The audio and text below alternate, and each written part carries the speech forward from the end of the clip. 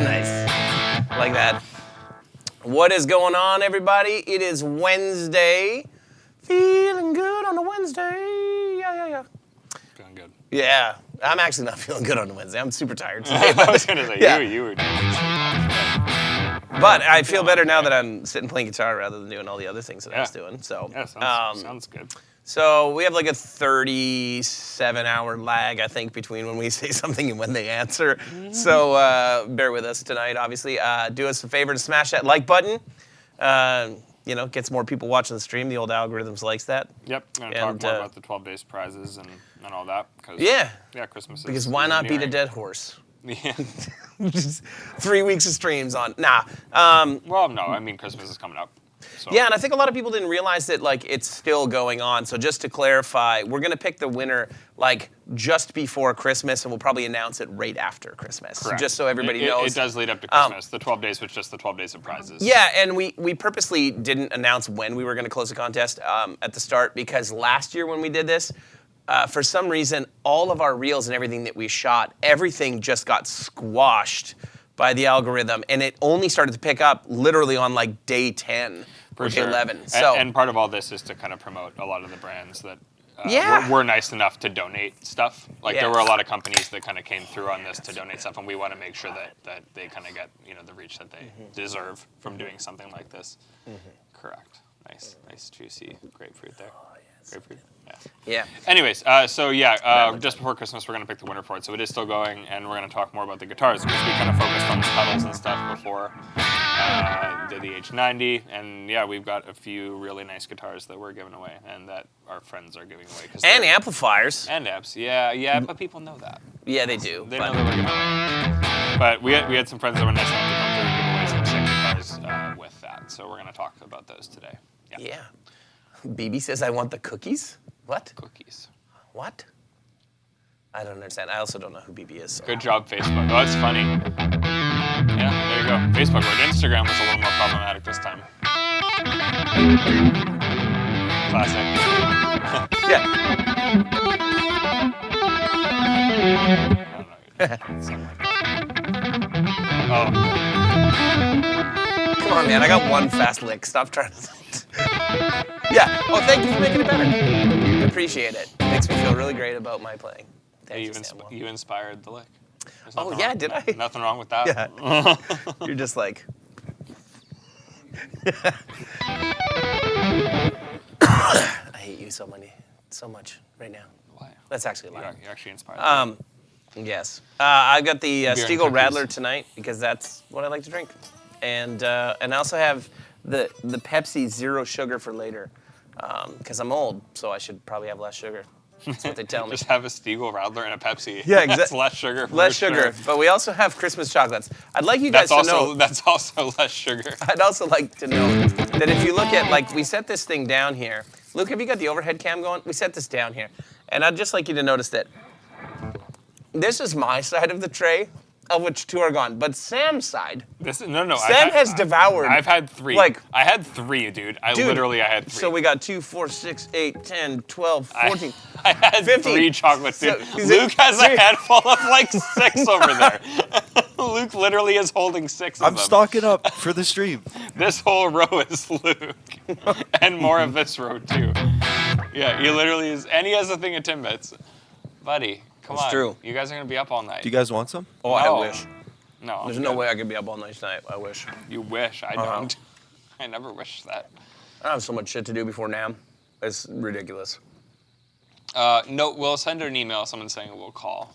We'll email, and we'll also post a video announcing who wins. We always do that kind of thing. I don't know, if it was going to be, like in the past we've done a live stream, but I think we'll probably... Yeah, live stream.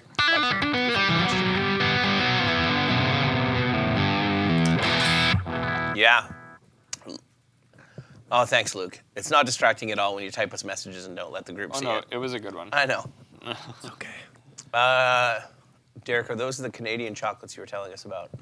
Ferrero Rocher? I don't think so. No. What Canadian chocolates was I talking about? Maybe Coffee Crisp? Oh, yeah. Is maybe. that really Canadian? Oh, really? yeah. Coffee Crisp is, yeah. Huh. Oh, no. These are... I know that about Coffee Crisp. Ferrero Rocher, I don't know, Italian maybe? I don't know, German, What Italian? does it say on the top of the box? At the bottom of the box, it says something. I don't know. All I know is that it's like Nutella. I don't know. In North York, Ontario. Yes. Oh, so they are Canadian. Yeah. But I don't know if they're like originally from Canada. I doubt it. They're probably European. What is that noise? I hear that too. Oh, it's a... Was that the load box fan? Yeah.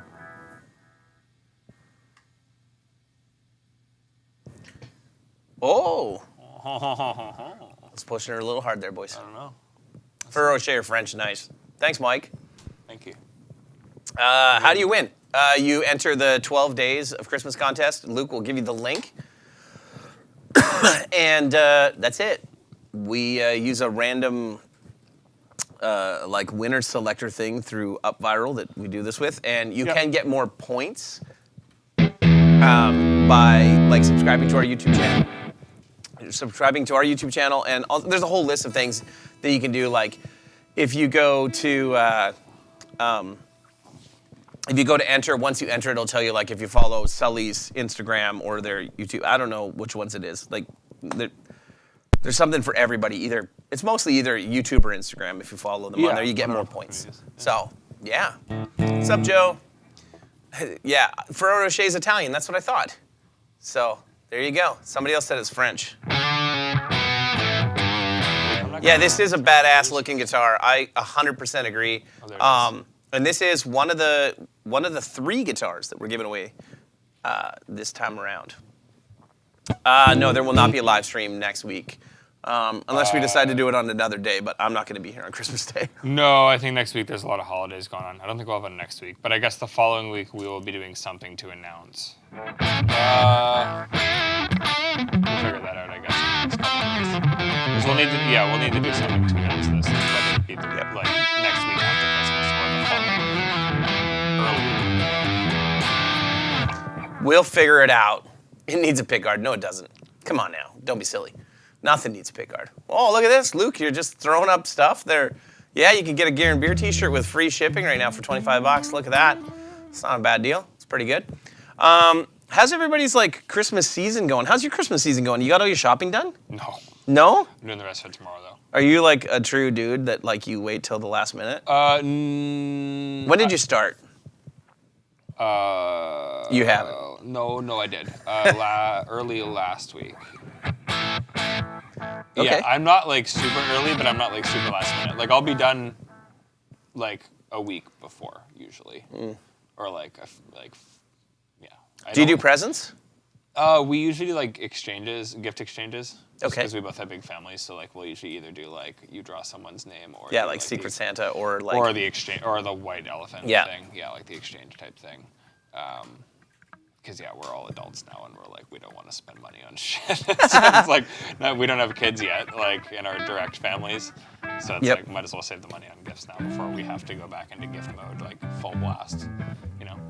Yep. But what about you and your wife? Do you do gifts or do you do like do you have like stockings or what do you do? We used to do that, and now we'll just get ourselves something that we'd like been talking about getting that we need for our house. Right. We just bought a really sick back like chair and ottoman thing for our back room that has like a fireplace in it, and it was like, this is just our gift for ourselves. The chair has a fireplace in it? No, the back room has a fireplace. Oh, okay. Sorry, Yeah. I should have clarified. It's like this big round chair ottoman thing, and it's cool. But like that was like our gift to each other this year. Like we'll just kind of go into something like that because there's like stuff that we need for the house that we want to do. So it's like we'd rather be practical with it if we're gonna do that. But how about you guys watching? Like, are you guys big? Like, is it like you do gifts back and forth between you and your significant other, or what? Like, and again, like I'm definitely not against gifts, but just like with our situation right now, it's like we'd rather just get stuff that we like need, you know. My wife and I are the same. Like, I bought. Well, she found it and I mostly paid for it. She also helped pay for it, but we bought a new washer and dryer because our 35-year-old one was like on its way out. So that was our awesome Christmas gift this year. But we do stockings, where like you try to find cool things to put into stockings, which still ends up seeming like it's as much work or more than buying a Christmas present, because then you have to find multiple things that have to go in the stocking that are cool. Totally, yeah. It's like more cheaper things. It's like more work for less payoff. Yeah. Want a fireplace chair? Yeah, it just heats up underneath you and doesn't scorch you. But yeah, it's a weird thing. Like I also have a hard time now. My go-to like Christmas presents for like my mom or whoever that would ask me like for a list of stuff to get me, right? It was always pretty simple because it was like, oh, just get me, some D'Addario strings, or like, you know what I mean? Like I use Dunlop, like back then I used like Dunlop Jazz 3s or the like 7 3s. Yeah, you just like just get me a bunch of this stuff, right? Yeah. And now like I don't play in a band anymore, so I don't go through that stuff anywhere near as much. And we also work with like String Joy and companies, and like we have our own picks. Well, I was and gonna I'm like, say I also use mostly just the picks we have. Yeah. So so I'll just find one that I like and use it. Like and we have like the 1 mil Jazz Tortex, which is like what I like anyway. So it works out. But. So it's weird. Like, it's weird to try to think about like when I get asked about a list. So this year, what I asked for was I have like probably, I don't know how many, but probably several hundred like picks that are from like just different artists that we'll get stuff from them when we do interviews, or like when you're out at shows. Like, so I have a bunch of like, I don't know what you call it, like artist picks, right? Is that what you call it? Yeah, I would say so. Like just picks from and from shows. My buddy Steve in Australia at Infinite Music. Steve Gray. Yeah, he showed me that he had like these binders that he collects picks. So I've sent him like one of everything that I had, doubles up from every artist, and was like, here for your collection. And then I was like, man, I should steal his idea and start doing that, so they're not just, in a tin on the floor, or the coffee mug in my office that's also full of them. Yeah. So I told my wife, I'm like, here, I'll find the like sleeves to put in a binder or whatever. So. Someone asked, what's our favorite ambient pedal? If you're looking for a multi-stomp kind of ambient thing, probably the H90. If you're looking for like a single stomp thing, I really do enjoy this Halo. And I'm not just saying that because we're giving one away, but it sounds really, really great. If you just want like a single stomp delay that's not complicated. But the H90 has so much stuff, it's kind of unlimited possibilities, right? So. Merry Christmas, Ronnie. If you did... I really like that Coffee Shop Pedals London Fog for the ambient thing. It's really nice. That pedal's really cool. It does like really nice delay. It's warm, Yep. Totally. And it also, like, it has modulation stuff that I wouldn't use very often, but it does have it. So, yeah.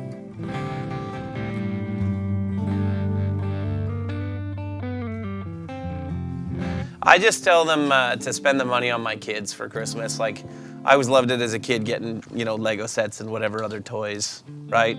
Micro Machines back in the day. Machines. Yeah. So for me, it was like Hot Wheels. I'd tell family, like, just do that. Or we've often, like, said, like, to, like, parents or grandparents or whatever, like, instead of buying toys, like, let's do like some sort of like experience, right? Like we'll all go do something fun. Like save it up, and everyone go to Disney, or everyone go to a cottage or something. My dad really likes doing stuff like that. Like even his gifts, he generally will like get us stuff like that, where it's like not going to like Disneyland or stuff, like activities. Go and do something. Concert, go like some fun dinner thing. Go have fun and like do something and actually make a memory rather than just having like an object, Hey, how's it going, Sean? Yeah, this is the Halo for someone who's asking about like the I'm using the Carbon Copy Deluxe, which is also pretty cool. Totally. I haven't spent much time on this. Carbon Copy is great. Kyle, just for you, I'm going to eat more of the Ferrero Rochers. It's a good time. I had these in my office, and I was like, I told Sam, I'm like, I think we should eat these on the live stream, and I could not have heard like a, oh yeah, hell yeah, faster from Sam. Yeah, I won't do the chips, but I can do these because you can eat them without getting it on your hands. Yeah. You don't care. I care. I'm giving this guitar away. I don't care. Thoughts on using P90s for heavy music? Oh, yeah, they sound great. Yep. They're noisy, but like that's cool for some stuff, Yeah, 100%. I wasn't as big into that until recently, and I forget who it was. It might have been honestly just been Dorian. I feel like Dorian shows me a lot of things that I wouldn't have thought that I like where I try it, and it's like, oh yeah, that sounds awesome. And Tyler Tomlinson too really likes P90s, and he gets a lot of great tones with those. Yeah, for me it was getting the Novo Cirrus J with P90s. It like the first time I plugged it in, I was like, this guitar rips, even for like hard rock stuff. It sounds awesome. So, what you guys bet? Yeah. Can Sam and I? They're very throaty. Like, you know, they have a lot more like body to them than I expected for higher gain tones. Mm-hmm. What? Nothing. Throaty with chocolates here. This is the first one I've eaten on the stream. Yep. There you go. There you go. I think Sam and I, we'll go the over/under on the chance of us finishing that whole trade before the end of the stream is. I think we could do it. Like I think if we put our minds to it, we could definitely get it. Yes, Alex, this is a Sully, and this is one of the 3 guitars that you can win in the 12 Days Christmas contest. Luke is going to put that thing up there. Hey, Luke, why don't you make like a little QR thing like the join the community while we're talking for the 12 days so that people can just scan that thing and then we don't have to keep talking about it all night. We can keep talking about it because, you know. See, I had the courtesy to mute my mic when I was eating that chocolate because I knew it would just sound disgusting. Oh, man, there's no way I'm going to mute that. That's the best part is for you guys have to hear me being gross and fat. Someone asked about opinion on fan fright guitars. I know Derek's opinion. I don't mind them. I don't like headless, really. But I don't mind fan fret like with a headstock for sure. Yeah.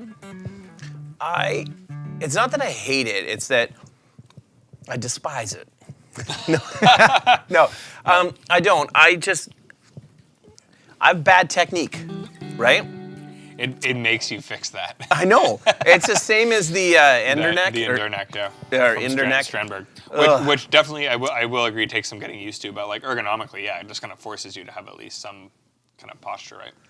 Luke, if you want to check if the link is working, what you do is you open a new tab. I just didn't want to go into a new tab. You can do revamps.com. Revamps.com/12days. And then also you could just open a new tab. That's it. With your link. Just to check. And this miraculous thing would happen. Fair enough. That either it would work or it would fail. But I just didn't want to go into a new tab. It's my fault.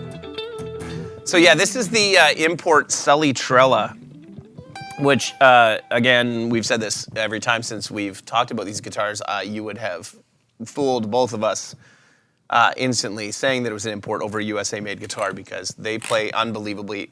Definitely the nicest import guitar I have ever played. Yeah, they just feel, I don't know, someone commented and asked like, what do you mean by like what makes it feel USA-made? And I kind of thought about it for a second. I was like, well, I think it's just what people say when they're referring to like, you know, it could be Japanese-made, it could be European-made of some kind.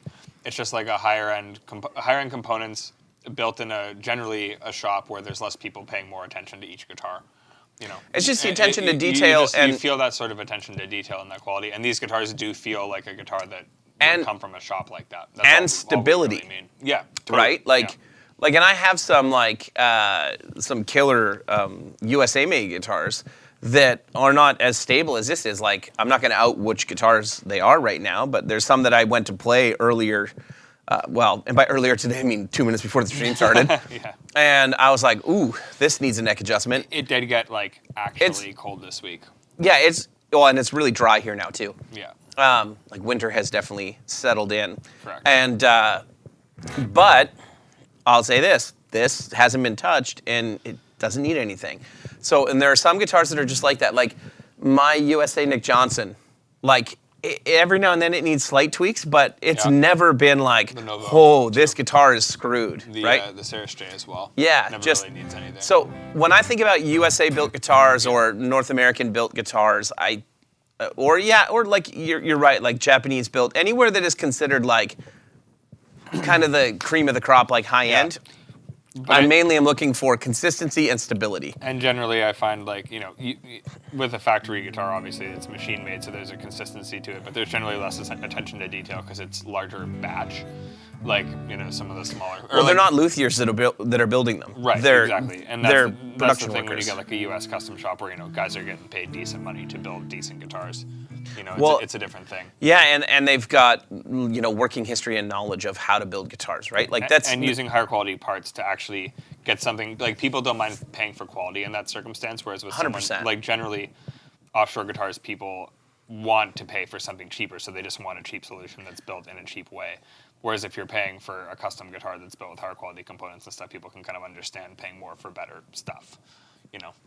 Yeah. So I've played some U.S. guitars that are shit too, right? Like that are $3,000-$4,000 that I've been like, I wouldn't pay, $500 for this guitar. This Schecter to me is nicer than some, Yep. American made guitars I've played, and that's certainly is too. I'm sure he doesn't watch this. I don't even know if he builds guitars anymore. But remember the first Summer NAMM that we went to, there was this guy from Tennessee that his guitars I think were called Killer Bee guitars. Yep. Were you at that show? He asked what if year would that have been? 2015. No, 16 probably. I think I did Summer NAMM first. No, 2015 I came with Afterimage guys. Okay. No. To Winter NAMM? No, Winter NAMM 2016 was my first. 2016. Okay. Yeah, it was 2016 now that I think about it. It was after the Afterimage tour. Philippe, the draw is going to be, we're gonna select the winners right before Christmas, and we'll announce them just sometime after Christmas, and before the New Year. We'll probably end up having a live stream that we sit and chat about it on, and let you guys all know who wins what. But make sure you enter. Mr. JW's Gibson cough. Yeah, some Gibsons are garbage, for sure, and some are, great. Some are incredible. Like the 91s I have are that's the challenge. Unbelievable guitars. Yeah. No, I would just say, like, a lot of people don't understand the difference between a luthier and like somebody who like puts together parts casters, right? Like, there's a lot of people who buy necks and bodies and assemble guitars, and and then. Which is fine if you're advertising it that way. Well, I don't care how you advertise it. I just think that there's a difference between that person and, an actual luthier who understands what the relationship is between, neck angles and like every detail on the guitar. Like they've studied it, right? Yeah. Like it's kind of like the difference between like you and I as players, right? Like I would be more like a parts caster builder as far as a player goes. So I could still put together a nice guitar. I can still play decently. But I can't tell you, like, if I play this chord, I can't tell you what that chord is. I know it's based off of an F, right? But I don't know, like, if it's an F2 because of that G or what it is, right? Or if it's a 9 or what it is. Or, like, the Hendrix chord, right? Well, what you just said is, like, also accurate. Right? Like, you do know that. Tiny amounts, right? Yeah. What I'm saying is you understand theory behind it, and you're a light years more accomplished player than I am, right? And I'd say it's the difference between, like, a real luthier and somebody who can build a good parts caster. I'm not trying to discount the fact that people, like, my favorite guitars, like, a bunch of my favorite guitars, like Bluesman Vintage, that's a parts caster. Right. Like, I know John does more of his own work, so I'm not trying to slag John. All of the Bluesmans I've ever played, great guitars. Totally. Right? That Telly is still one of my go-tos. But he was buying, for a long time before he got his own CNC, he was buying CNC'd bodies, CNC'd necks, and building guitars, and cranking them out, right? It's like writing a song versus learning a song, or covering a song. Yeah, I think it's just between, like, that compared to, like, somebody, like, say, Casey over at Veritas, right? Yeah. Hey, Luke, sorry, did you post the stream link on Facebook? Okay, sweet. I just wanted to check that. Someone commented about viewers and the numbers weren't adding up to what I was seeing, and I was like, you should double check that. But, yep. Anyway, sorry to interject. That whole rant just to say that, like, I'm really, really impressed with the quality of stuff the quality of stuff that's specifically coming out of Worlds in Korea, because that's where the Schecter's from, and that's where the Sully's from. They're very different, but they're both really nice. Like, much better than, they're not really entry level, although I didn't realize that guitar is only, I think it's $899 US at retail. Like, it's not expensive. It's under $1,000, yeah. Mm-hmm. And this is quite a bit more. Like, this is, I think, $1,500. Hey. I don't mind saying that this, comparative to even a Mexican Fender, is like miles ahead. Yeah. You can just leave that stuff anywhere, Heidi. Hi, Heidi. Heidi brought me my glasses because my contacts have been bugging me. So that's good. Mm-hmm. Thank you. Probably is more comfortable. Yep. Yeah. Seafoam guitar guy's mic is either not on or very quiet. Oh, is it? Is that better, Luke? How's that? Can I reposition this to make it better? Or am I just talking a lot quieter?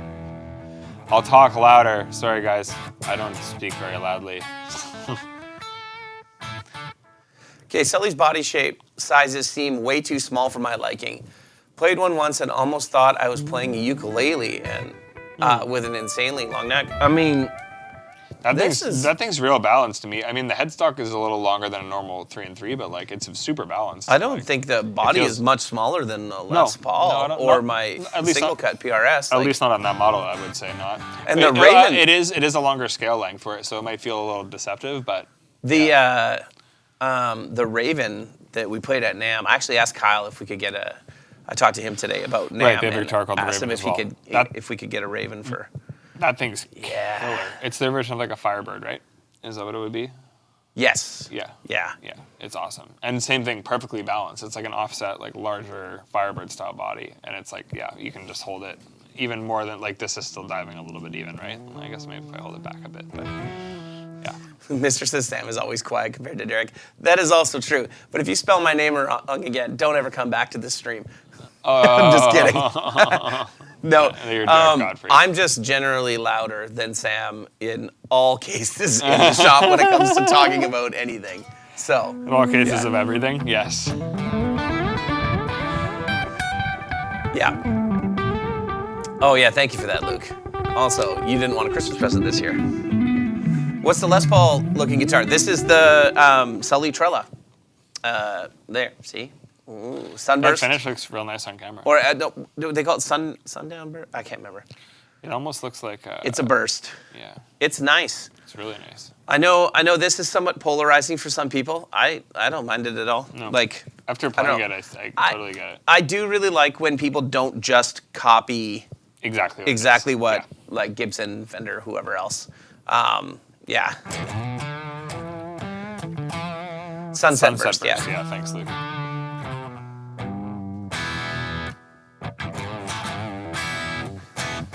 Yeah, it's awesome. Sounds great. Ooh. I'm also playing through the Carbon Copy Deluxe, which is also one of the prizes. Yes. Yeah, we got a couple of these here. The Halo here and the Carbon Copy both.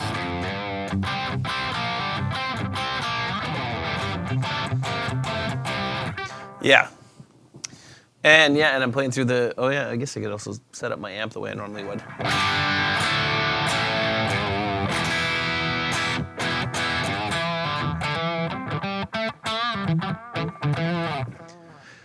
My signal chain, just in case anybody cares, they probably don't, but I'm going into my pedal board, which is Tilt Boost, into the G2 Anniversary Edition, into the amp, and I'm using the Carbon Copy Deluxe, and I have all the other crap on my board, but none of it's turned on, so.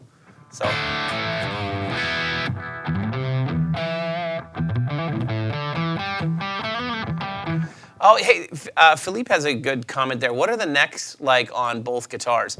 I think the Schecter is a fairly flat neck. This is flatter than the US model. Like you're talking about the fingerboard not being like... No, just the actual, like the neck is thinner on this than the Right, it's not as US much model. Of a deep C. The US, if you remember, Fender's changed their neck profiles a bit, but the closest thing, it's Wenge, so it's different on the American Schecter. The closest thing I can compare it to would be like a modern C, which was like that before. This to me is thinner than a modern C, but it's not like an Ibanez neck or anything. Like it's still rounder, but it's not as flat. Yeah. It's still quite thin, but it still has like a fairly steady curve to it. So it's it's a little thinner than like a Fender Strat for sure. What were you laughing at there?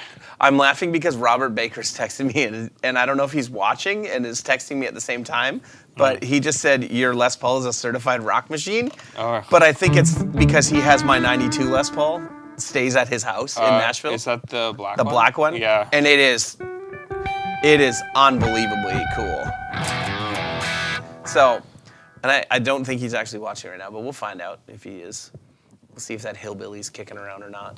So, Jeff, what did you miss? Nothing. Us talking and eating Ferrero Rochers. I've eaten one on the stream. I mean, I don't know. I clearly have had 3 now on the stream.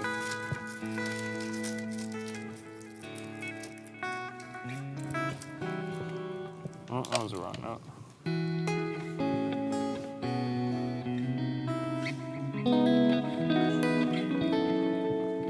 Can you highlight Alexander's comment there? That's right.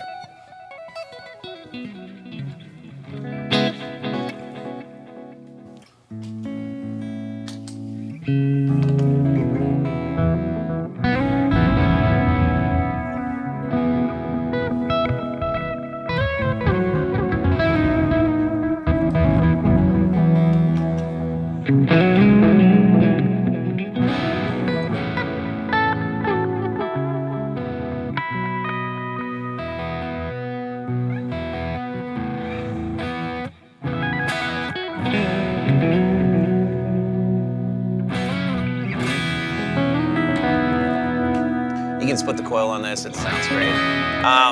Anyway, Alexander says, have you ever played through any modelers and or amp pedals that accurately replicate and do justice to your actual amps? Just curious. Yeah, the Axe-Fx 3 is...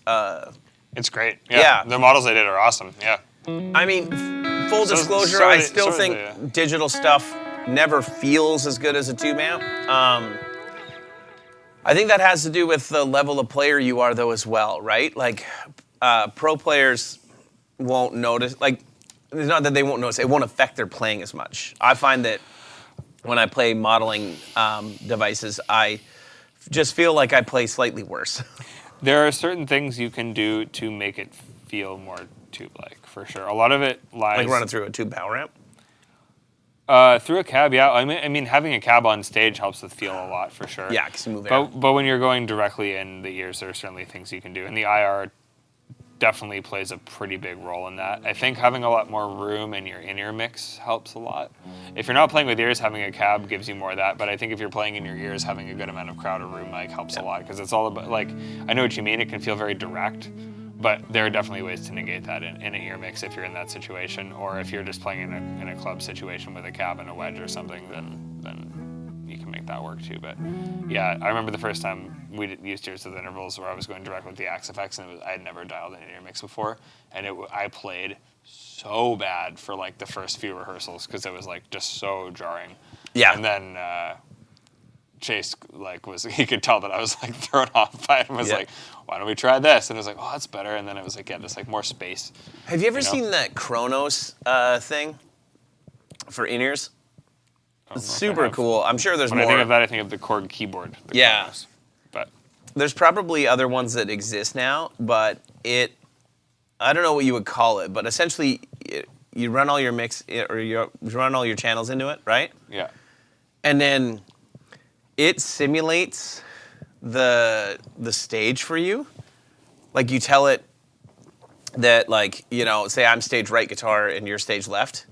So you tell it that you're on stage left and I'm on stage right, and as you turn your head, the mix like, shifts and it actually like emulates what your actual ears would hear. So like if you turn towards the drums. So it emulates just like a stage feel, but in your ears. Yes. That's cool. Yeah, I tried it at Soundcheck one year. So you have to calibrate it, obviously. Yeah. Like it would take some setup to get going. That's a cool idea though, because big bucks. Because I feel like that's a lot of the thing that people miss, and like that's a lot of the reason that some people still like having cabs on stage is because it does give you a little bit of that like directional. Yeah.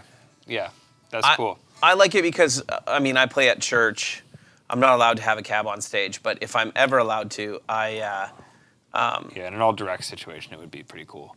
Yeah. Yeah. What I don't love about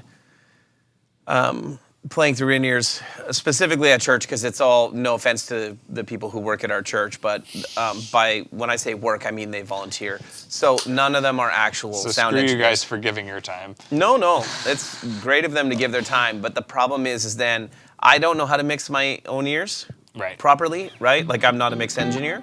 So then what I get back, I'm just constantly like trying to tweak it to sound like a little bit better. Never mind any EQing or any other effects on anything. I'm just taking whatever is going into the to the board and trying to level balance it however it works for myself, right? Having someone who actually knows how to dial a monitor mix is huge. So clutch, yeah. Well, so then what ends up happening is I often end up with my guitar either too loud or too quiet, and I'm so used to playing through like amps with a cabinet that I know if I'm too loud, right?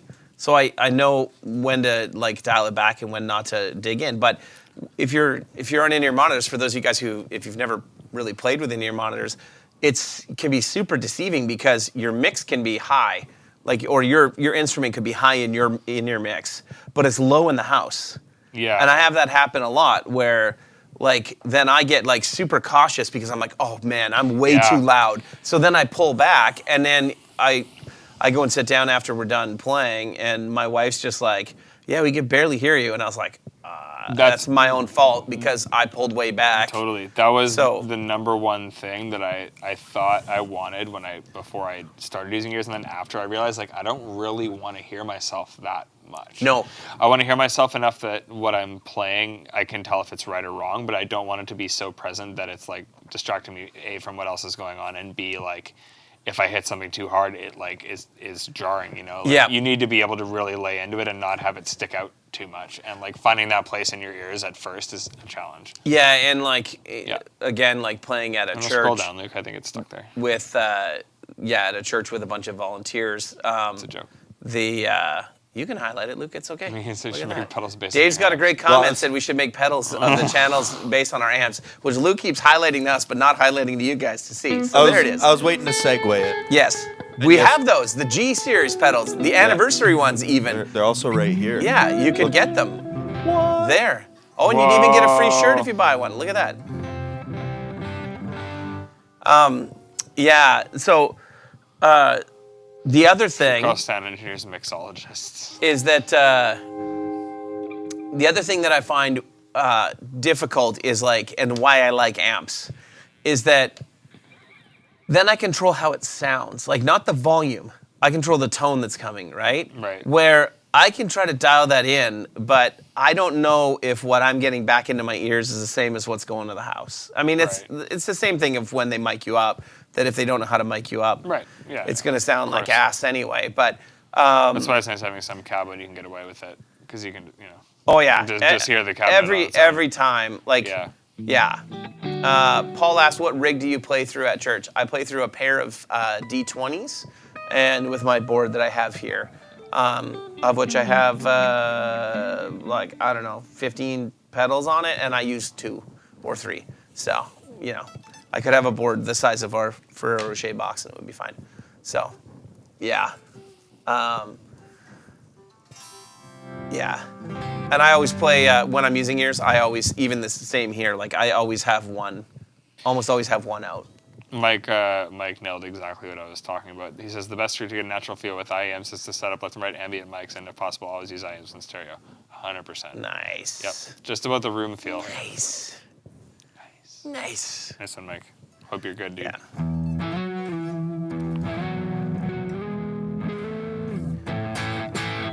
Amps smell great. Depends on the amp.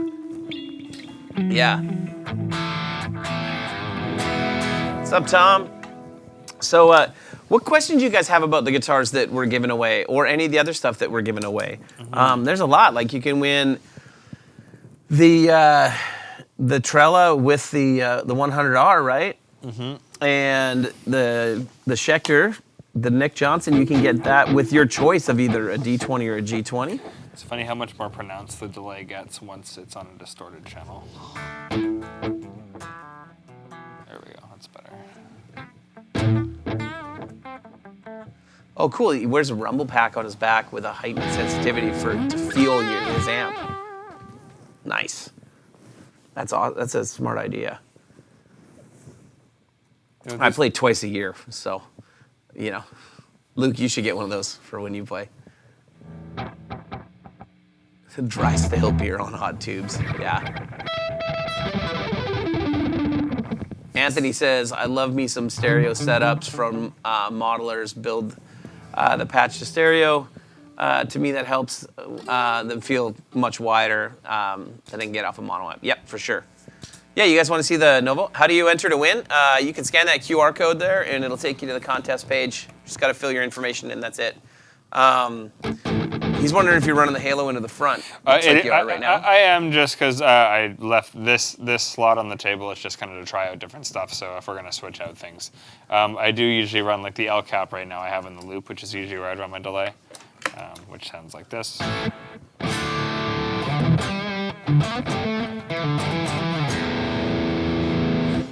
Get a little more.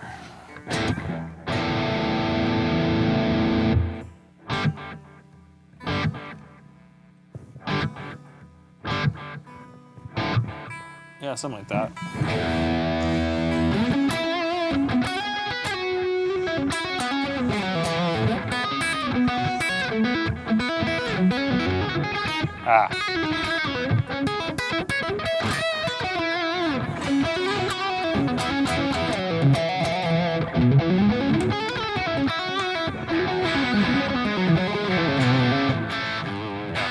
Sounds good. Analog delays are fun in front. I was saying to Derek, like the carbon copy in front of me sounds great still because it's so warm. Like that's a delay that I have the regular carbon copy that I still run in front of my board, and I run my other delays in the back. The carbon copy is still works well in front. My favorite analog delay pedal of all time. I really like the Halo. I haven't spent enough time with it, but if I had to choose one, I'd pick not even the deluxe model, just the standard one like you have, because I'm just so used to it, and it's so good. There's some magic to it too, yeah. Yep. The pickups are different in the USA. Everything like hardware-wise is different in the USA models. But if you put new pickups and new tuner pickups and bridge on this, and it would be pretty friggin' close in terms of quality. Yep. A lot of the differences in the hardware, but the neck is the neck is special for sure. Another live stream before Christmas? No, I don't think so. I doubt it. It's gonna be pretty busy, but we'll see. I don't know. We'll see what we're doing on when's Christmas Eve? Is that Tuesday? Christmas Eve is Tuesday. Yeah. I don't know when I'm gonna be here next week yet. Mythos makes great stuff. So does Walrus. Can't afford to have both the Quad Cortex and a real amp, but I'm obsessed with worship tutorials capture the D25 and the Gen 100. Switched all my profiles with those amps exclusively. Cool. Thanks, Chris. Yeah. That's one thing I will say that I do like about having our stuff in modelers. Someone might have asked this earlier, but people who either don't want to get an amp or are in a situation where an amp is a practical thing, having our models in those things makes it accessible to people who might not be able to at this time get an amp, and they can still kind of promote the fact that they're using something related to our product, to me, that's one of the main benefits of having our stuff in the Axe-Fx or the Quad Cortex or whatever. Apparently I look like Scrooge. Nice. Nice. Thanks, Tight. Appreciate it. Tight Crusher, that's a sick name. Luke's laughing. Yeah, so this is the Novo Voltour. And this is the Grand Prize guitar. I mean, I don't know if we should label them as Grand Prize or what. This is just one of the prizes because all three of the guitars are really great. Yeah, this is, I have the Ceres J, which is right here. Similar finish and kind of aesthetic, Yeah, which they let us choose which guitar we were going to give away between this and their Solus guitar, and I thought the Voltour was a little bit cooler. I think part of this also is because we want to give away some stuff that's similar to what we use here, Yeah, I also just thought this one was a bit cooler. This is the other one. I'm sad. We had the option on. I'm sad to see this thing go, man. Yeah, they're both very great guitars. I haven't tried that Solus once. No? Do you mind if I try it? Yeah, dude. I know we're talking about the guitars we're giving away, but it is a Novo thing. If you guys don't know Novo, if you don't know Novo, you don't know Novo. You don't know Novo. Because all of them, so this is more actually, no, this is more like this in terms of the neck profile. So the Novos to me so far, I've noticed, and this is a Blues Boy Telly with the P90 in the neck, but same with body, okay. Yeah, Luke's thumbs upping this. Yeah, that's the great thing about the prizes this year is that Like Robbie's saying that, like in his opinion, the Sully and the 100R is the best prize. And the Like there's 100R other people who are like, sorry, 100R. The 100R is fluff samp for anyone who doesn't know that as well. So that's all I wanted to say. And then the Novo Voltour goes with the D40, which is what I'm playing through right now. So nice, Marco. Thanks, man. Do we have any power amp tube recommendations? Mesa makes a good one. I forget what it's called, but yeah, I don't have any. I don't have any recommendations. Yeah, it's got a chunky neck on it, but it sounds killer. I was gonna say I wouldn't go for that for high gain right away with a single telly pickup, but like, yeah, that sounds ridiculously good.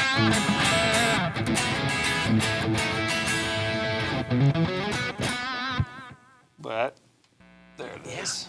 You can scroll up there. Mike, have we discussed the Dan Huff interview? No. Was I losing my mind? Probably a little bit. I was when I first met Dan. And I met him through our really good friend, Rich Rankin over at James Tyler Guitars, introduced me to Dan's brother, David. And it's funny, like every year at NAMM for the last, what's it been, like 3 years that James Tyler will leave a couple of their guitars at our booth. And it's funny because I don't know how many of you guys have any experience with James Tyler guitars. One of the ugliest headstocks in the world, right? That was Aaron's whole thing last year at the booth. He just grabbed the Tyler and walked around our booth. He's like, headstock, yes? No. Yes. It's like, and most people were like, no. Like, so many people hate the headstock on it. I don't care, though, because they're so sick. It is, like, hands down, they are those and Tom Anderson's are the two nicest S-style guitars on the planet. Yeah. I don't have one. Jeremy's. What's that? Jeremy's Anderson yeah. Iconic was so nice. Which I was informed by somebody that was Sonic Blue, not Daphne Blue. Oh. Whatever. Robin Zegg Blue, Carolina Blue, Daphne Blue, Sonic Blue, whatever you want to call it. That light pastel blue color, like the DeLong Daphne Blue, that color is one of my favorite colors for a Strat. Anyway, so I met Dan through Rich over at James Tyler. And I met his brother David, and I had just asked, like, could we get him an amp to try? Yeah. And I was like, man, I'm like, it would be amazing, because he had asked me, because we had let him have guitars at our booth. Or I shouldn't say let him have. He offered to give us guitars. Yeah, and then he's always like, "Oh, thanks so much, man." And I'm like, "Oh, yeah, thank you." I played them all week. Yeah. Thanks. Yeah. And those are the guitars I spent the most time with at the booth when we had them. Like, yeah. That's one. I don't know what the finish on it was, but that kind of like golden blue. The vomit. The California one. Whatever it was. Yeah. That thing was just Alien crazy, Guano one year, or yeah. Vomit or something like that. I don't know. The smear type finishes. Ridiculously that nice do. guitars though, man. Like killer. Yeah. And Rich is a really, really, really solid dude. But he's the guy who got that, yeah. So he asked me if there's anything he could help me with, and as a joke, I was like, well, if you wanted to introduce me to Dan Huff, and because Dan has a signature guitar through James Tyler, and he's like, oh yeah, you want to meet Dan? I'm like, yeah. Like, yeah, I do. And I'm like, I'm not even gonna brush this off, be like, oh, I'm just kidding. Like, no, yes, I would like to meet him. And then like, man, Rich is like, oh, I'll call his brother. He's like, I'm good friends with his brother. I'll call him right now. And then I think it was maybe like 10 minutes later, I get a call from Tennessee, like a Tennessee number, and it's David Huff, Dan's brother, talking to me. He's like, so I checked out the website, and Rich told me that you guys build killer amps, and here's the deal. Like, Dan doesn't really go looking at this stuff anymore. I kind of check it out, and if I think it's cool, then we pass it on. So I met David at Blackbird Studios in Nashville maybe 2 years ago. And he came down and checked out. David did. So he came down and checked out the 120. Yeah. And was just like, yeah, this is awesome. Sweet. And I'm like, okay, well, we'll build one for Dan to try. So we built one and sent it over to, or we were supposed to give it to David, and he was going to take it to Dan. And I'm like, man, I'm not even going to get a chance to meet him. But I was in Nashville. David had COVID. So he calls me and says, hey, man, I'm not going to be able to make it, but here's the deal. You can go over to Dan's house and take him the amp and show him, you have to be there tomorrow at noon and you got 20 minutes.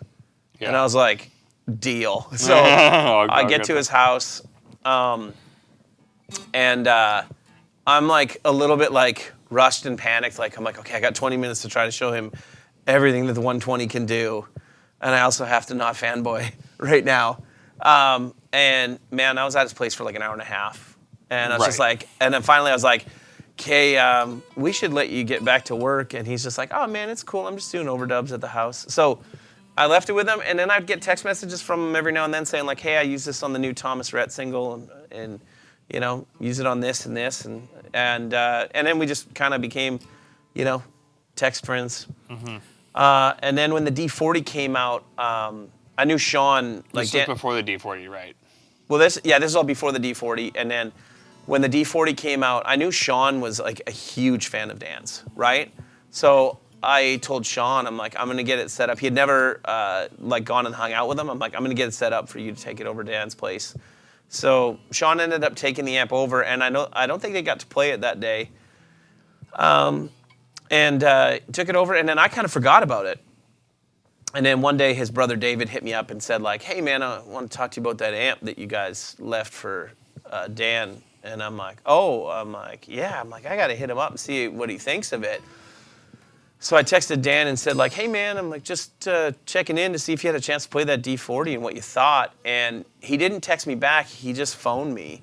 And he was like, well, Derek, he's like, so here's the thing about that amp that you left. You know, it's like I've been known for playing this matchless that I've had since like the 90s. And, you know, he's like, I think Mark actually built it in his garage for me.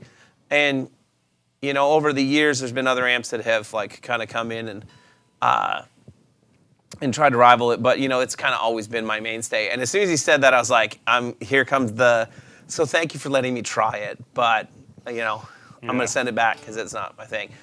And he was like, and the thing is, man, he's like, this is the first time that I've had an amp that I've felt like I want to plug into it more than plug into my matchless, and asked me if he could buy it from us and if there's anything he could do to help.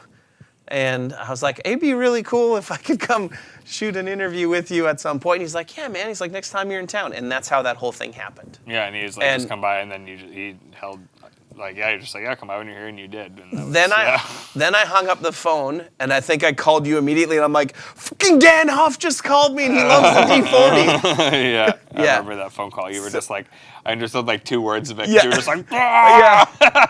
It was like, unbelievable. I mean, I don't know how many people watching know who Dan is, but I mean, he's a huge influence on so many of us as guitar players, and he's also like one of the biggest producers in the world. Like, does all of Keith Urban's stuff, a bunch of Taylor Swift stuff. I mean, his list of credits is unbelievable, and everything he plays sounds so good. Like, and he's also, honestly, like what he was like in the video is exactly what he's like in real life. Super just nice, super chill. Yeah, great dude, and it's yeah. And actually, when I went to do the interview, I was like, I don't know if anybody's gonna want to watch this, because like I'm not Sean, right? Like I can't go there and talk to him about my career that I've had, or like Mason from Vertex did like these deep dives into like what were the guitar tones behind this hit that you played on, and like you were doing this in 1991 or 1984 or whatever. Yeah. And like he knew everything about Dan's life, and I was like, oh, I don't know any of this type of stuff. I'm like, I actually am just curious about like, I'm always curious about what anybody's approach to like getting tones and like what makes a piece of gear inspiring to them. Yeah, totally. Especially someone like that, and to see that he doesn't really use as much stuff as you would expect. No. Like he kind of just has his mainstay things, and it's funny because like I feel like the more I've been able to observe guys like that, that generally is how it goes. Like the way that I track guitars now, and like even just engineering guitar tones or like whatever, like when the Afterimage first tracked guitars with Jordan Valeria, he did the Afterimage stuff, and I knew who he was before working with him, and I had this big thing built up of like, we're gonna go track guitars with Jordan, and it's gonna be like, you know, this big crazy thing. And it was literally just like, here's your 5150 with a tube screamer and a 57 on a 212. Yeah. Here's the thing. Play this. Great. I'm gonna edit that quick. Play this. Great. I'm gonna edit that quick. Great. Here's your thing. And it just sounds great.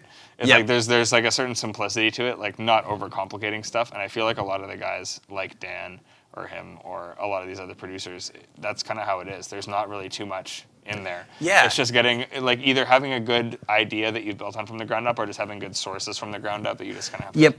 you know. It will forever stick with me, like, speaking of, like, great engineers or producers, Paul Yee, who is one of our really close friends. Good buds. Here that does, you know, engineers all of the Bros Landris stuff. And, Did like, a lot of our IRs. a lot of our, well, yeah. Dyne IRs. All with of the two notes. Dyne IRs. The Rev 412 that everyone says, like, this is the, you know. Yeah, that's Paul. That was Paul. And Yeah. I remember Paul, there's a couple of, like. And Sean. Yes. Well, Sean did all the presets. So, like. Paul got the captures. So. Sean made, like, the, Yeah, so Paul does the captures, and then Sean tweaked all the presets to sound as good as they sound. So, Yeah. But Paul said two things to me that have stuck with me since I met him from a like work standpoint, right? Mm-hmm. And one of them is we were talking about amps and about how like he loves like big heavy tube amps. He's a bass player, so like, you know, right, bassman.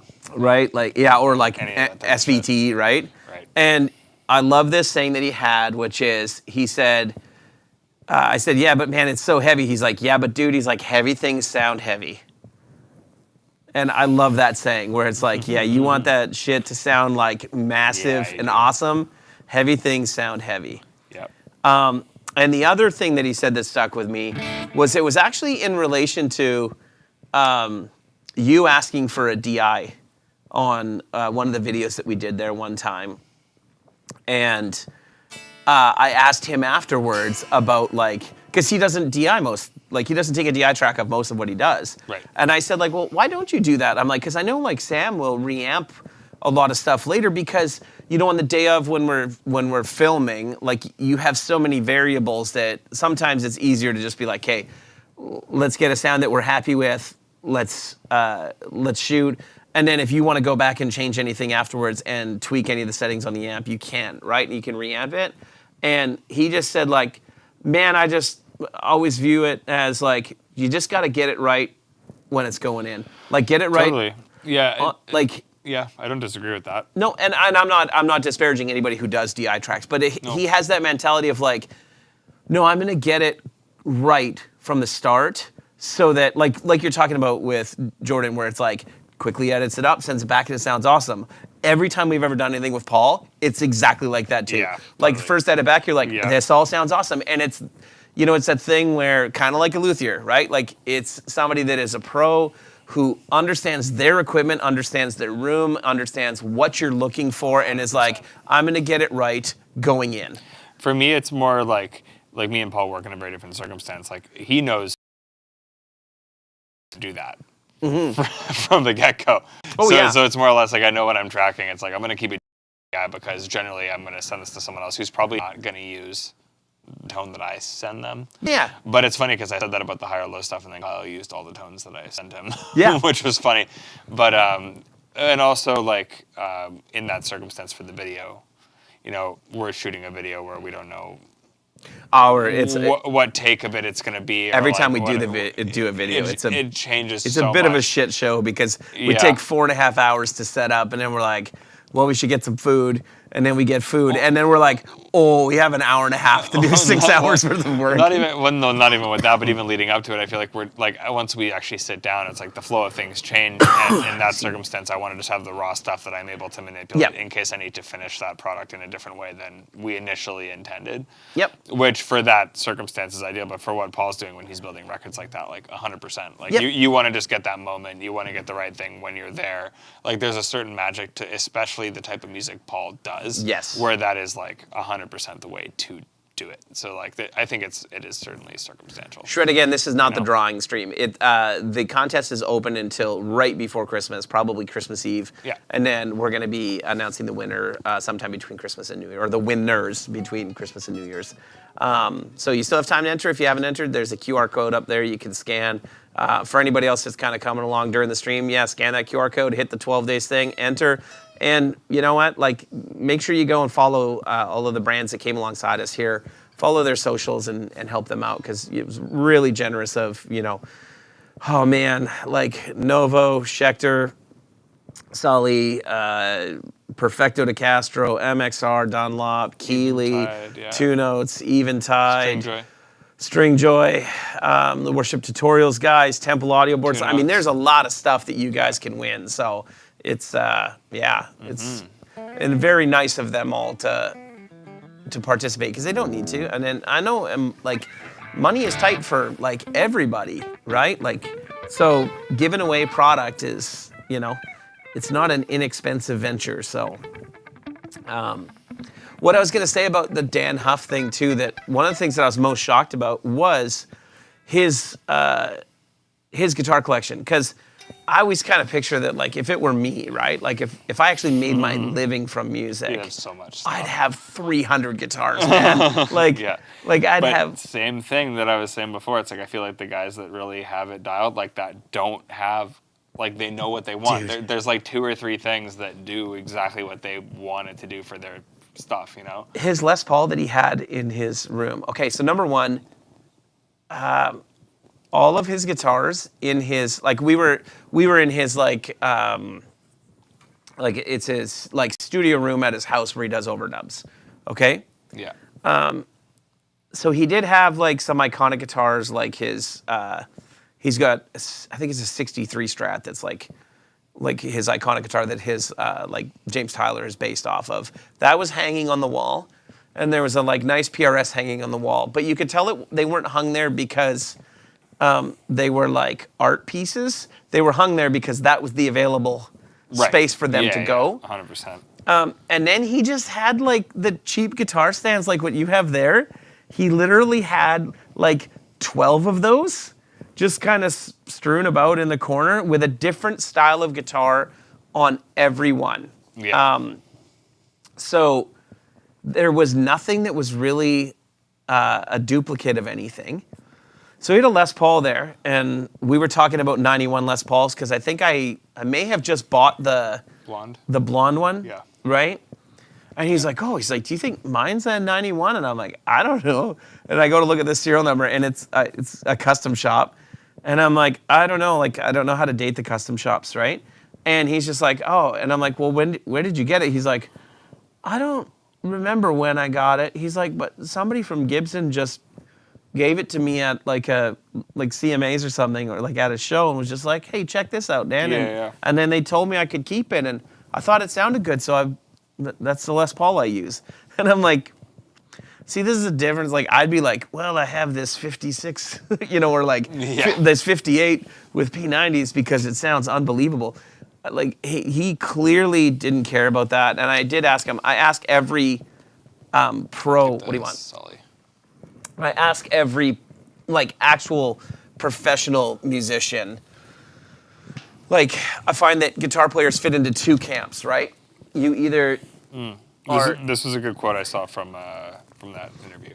Yeah, you fit into 2 camps. You're either you view your instrument as a tool, or you're a collector, right? So they'll have a bunch of different tools, but they don't have replicas, right? Like, one's a Phillips screwdriver, one's a Robertson, one's a hammer, one's a saw. You know what I mean?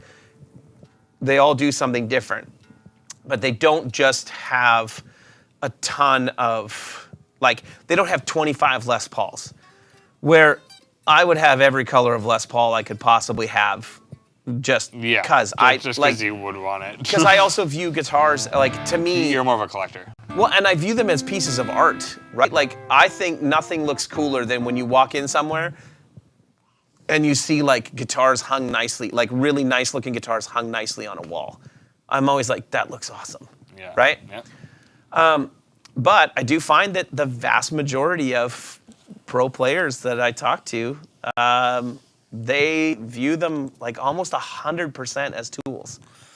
And you appreciate a nice tool. Yeah. Oh yeah. None of them have shitty tools. No, but I don't think there's a lack of appreciation for it within viewing it that way. Like they still appreciate a tool that does the job well, or something that inspires them to do it better, which I think does rely on it being a nice instrument. Yep. You still want to have nice stuff, yep. But I think that it's within a certain direction of like what you need it for. Yep. As opposed to just having a bunch of it, Anthony said that the story about Urban just gifting him a 1960 Jazzmaster was kind of hilarious and just such a casual. Like Keith Urban? Yeah, that was the part. Like that was part of the video. I had no idea. Yeah, Dan's talking about the Jazzmaster that he was playing, and Keith Urban had given it to him for. Oh, I thought you were talking about Anthony Best. I was like, what? No, yeah. Anthony and Keith are hanging out all the time. Yeah. I remember this. So Keith sent it to him for his birthday because I believe it was, I can't remember if it's a birth year guitar. I think it was a birth year guitar that he gave him when he turned 60. And yeah, and like, it's funny because, like Anthony just said, like it's just a casual name drop. Keith was at his house the night before we were there. And like, he was talking about the fact that he's like, we were playing that amp. Another very nice guy. Yeah. Yeah. Yep. Yeah. Dude, I've met him once, like Keith Urban. Yeah. When he was playing Dauphin Country Fest. And he hung outside stage during the day watching bands with my brother-in-law Adrian and a bunch of outside stage watching everybody. Yeah, yeah. Not super nice. Not quite the same. Like I didn't hang out with him for that long, but like we did a quick run with him with Dallas. Like the first act form I did with Dallas, and he like came and said hey to everybody, and like would just be cruising around. Like we'd be sound checking, and Darren was playing something one day. Like Darren, Dallas's guitar player at the time, was like ridiculously good guitar player. Keith came up and started picking his brain on some of the stuff he was playing because he was walking by and heard something cool. Like he's just down to hang out and talk about guitar stuff. Yep. Which is awesome. Like this, it's still being at that level and having that vibe and like still being interested in stuff like that. Yeah, there's a lot of guys that are like that. Like Tremonti is exactly like that. Like any new piece of gear that's cool, I mean, he's down to nerd out about whatever it is. Yeah, You don't lose that interest, awesome. and that's what keeps those types of artists like fresh. Yeah. And consistent, right? Because they still have that desire to learn those things. And well, that's what I love about any of those guys that we meet is then, that's where I find that I can relate to them the most because I'm like, that's what I'm like. I want to try everything under the sun. You know what I mean? Yeah. Exactly, Dave. You got it. I don't know if Keith still owns a couple Dummels. Probably. A bunch of those guys, like, they have, there's Rob. Rob, you weren't here, but I told everybody I saw your text on my phone. Here's an IG Les Paul that he's giving away to Rob Baker. Yeah. And Robert won it. What? That is a crazy nice guitar. And it had a headstock break, and it's still crazy nice. Our good buddy Dan Blom over at E-Beat Rooster refinned the neck for me. Oh, yeah? And yeah, the guitar is I didn't know he awesome. did that on that. That's sick. Yeah.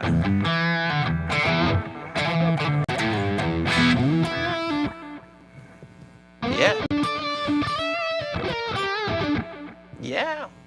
What else do you guys want to know? We get talking about the Dan Huff thing. Rob Baker's got a sale on lessons right now. I think they're like 96% off if you go to his website, robertbakersucksatguitar.com. He's way better than I am, but thanks, Free Rider. Yeah, you can win this Novo Voltour along with a D40 and a couple of other fun little things from String Joy and others. You just go to revamps.com/12 days, or just scan that QR code in the top corner there. Yeah. Yeah. Which it looks like people have been doing, so it's good. Y'all like Ask Zach. I don't know what that is. What is Ask Zach? Do you know? Thanks, Justin. I don't know what that is, though. Rob Baker's a beast. He's a redneck hillbilly from Iowa, masquerading as a Tennessean. Landon's here too? Nice. Landon's, I'm not buying you that EVH that you sent me the picture of, dude. I didn't even look at how much it was, Landon. How much is it? All lessons are 110% off. I'm paying people to take them this week. Let me guess, Rob, all the slots are already filled up, right? First gear purchase of 2025. Ooh. This is a better question for you than for me.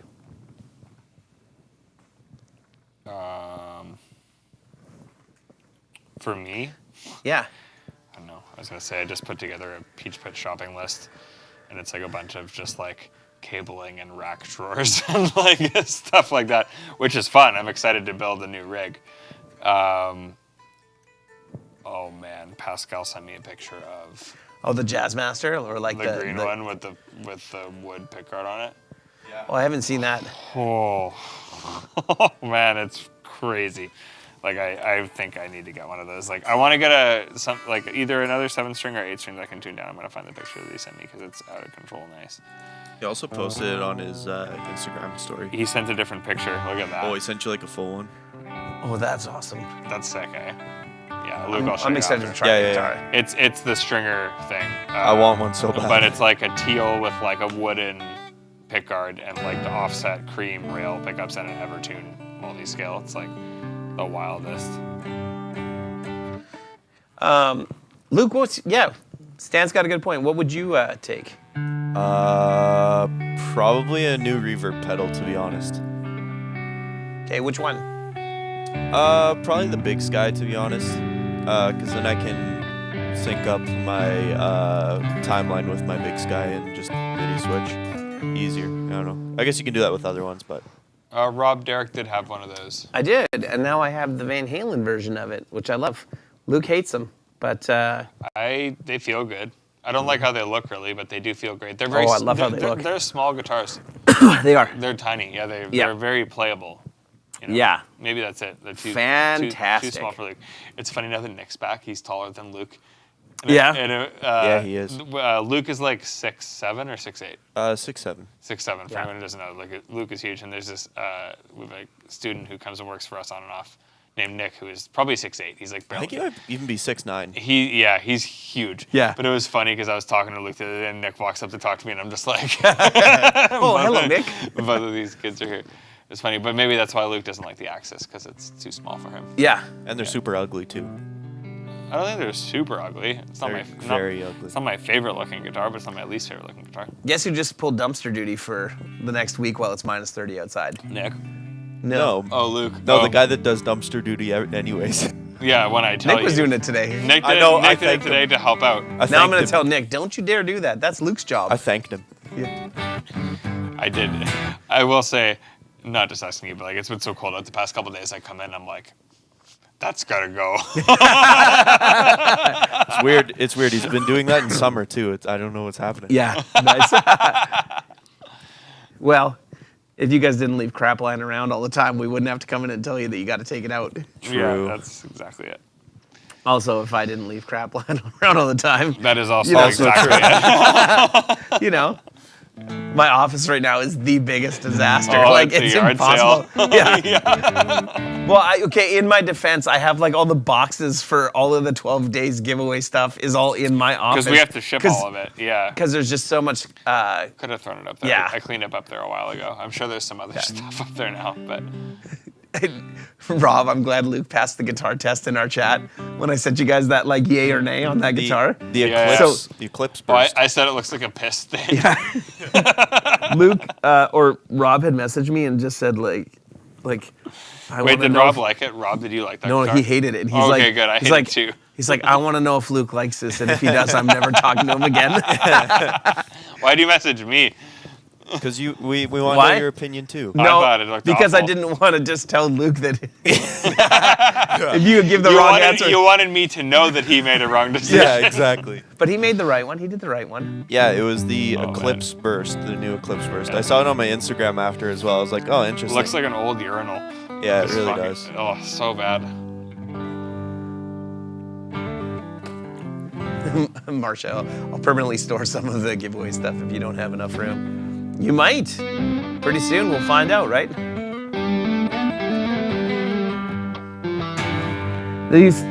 These guitars play unbelievably well. It sounds so good. Yeah. These two, man.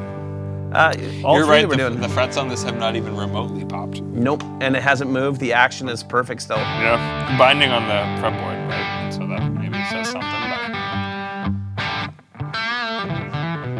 But that was at Guitar Center. Oh, that makes sense.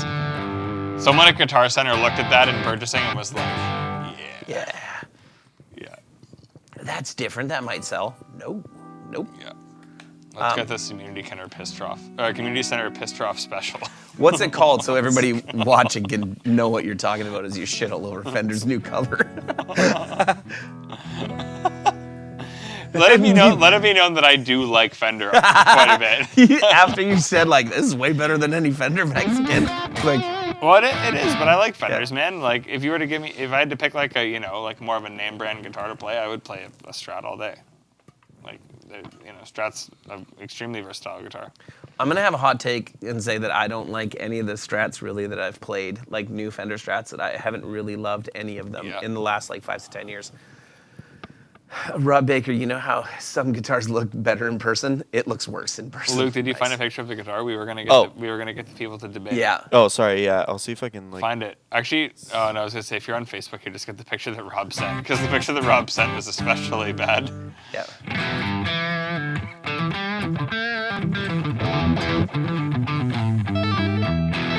How about you guys? Have you guys got any? Oh yeah, there it is. That's terrible. Oh, that looks better than the picture he sent. I don't think you can take the image. I think you just have to take. Well, I can pop it on the screen. Can you? Okay, do it. I'll do that. That looks better than the picture Rob sent. Does it? Yeah. I don't know, man. Remember that. The one that he sent almost looked like the burst was like either done wrong. The burst on that one's at least consistent. Well, let's find out. Oh, I think the one that Rob sent is worse than that. That doesn't. He did say it looks worse in person. Yeah. Okay. Well, there you go. Because that picture looks worse. Maybe that one specifically is bad. Yeah. Oh no, that one's way worse than the one that Luke has a picture of. This is gonna pop up. I don't know how big or small it's gonna be, so bear with me. Is this the one that Rob sent? Oh, there you go. No, no, but this is the. No, but it's pretty consistent. It's just a little more. One. It's a little brighter in that. But this one looks like on the edges, like the one that Rob sent. It looks like there's more fading on the edges of it. Well, this just has like here. It looks like there's some like. Yeah, it's gross. Crackling or something. If you really want, I can get that picture. No, it's fine. Okay. The one that he has is worse than that.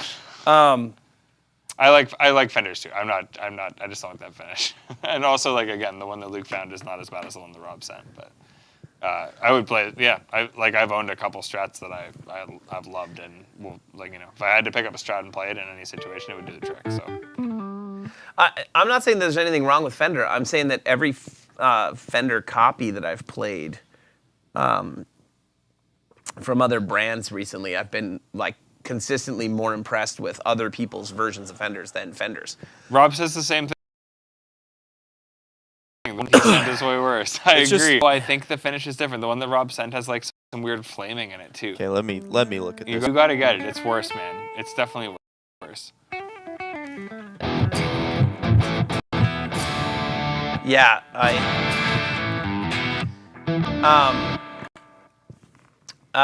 Pierre, what's your Fender? And for the record, I don't hate Fenders by any means. I have a few of them.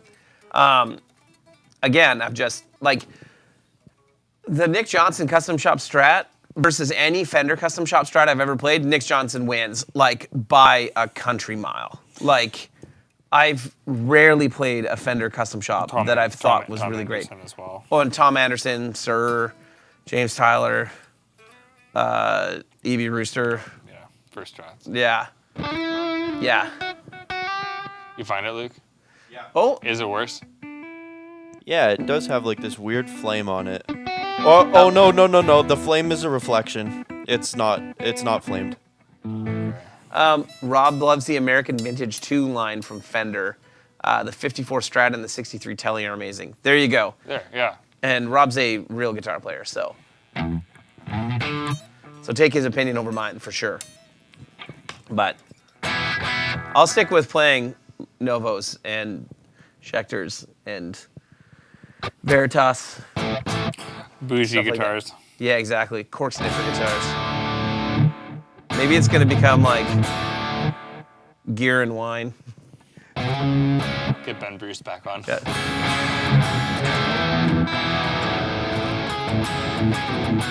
Oh, nice.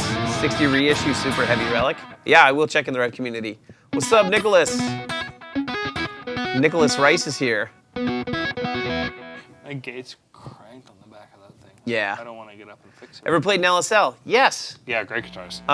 Great guitars. The one I played, I didn't really gel with. Like I had one for a little bit. I bought one of Sean's from him when he was selling it, and then I sold it back to him because he missed it. And it had a fat neck on it, though. That was the only reason I didn't really gel with it. Yeah. I had that gold Strat that he has, which is like looked awesome.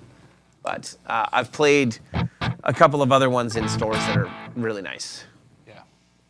Yeah, cool guitars. Fender Performer Strat, I like the American Pro, or I tried the American Pro and didn't like it. And more expensive sometimes isn't more. Yep, 100%. I agree. Sure. Definitely agree. This guitar is a good example of that. Yes. Structure. Yeah, I think what I haven't liked is I feel like the Fender necks are like too glossy on the stock, like most of the stock American Standard, or whatever you call them, guitars now. So I get like annoyed that my hand sticks because I'm so used to playing guitars with either like just an oiled neck or like some sort of nice satin finish.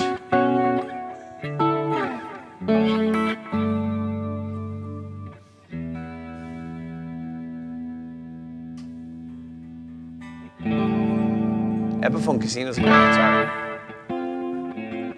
Do you have a Casino, Luke, or yours is a Dot? Mine's a Dot. Yep. Aren't they pretty much the same though?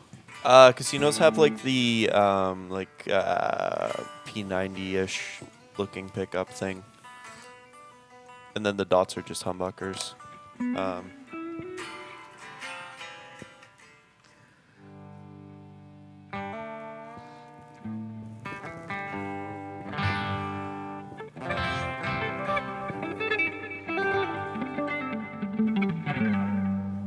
Nice.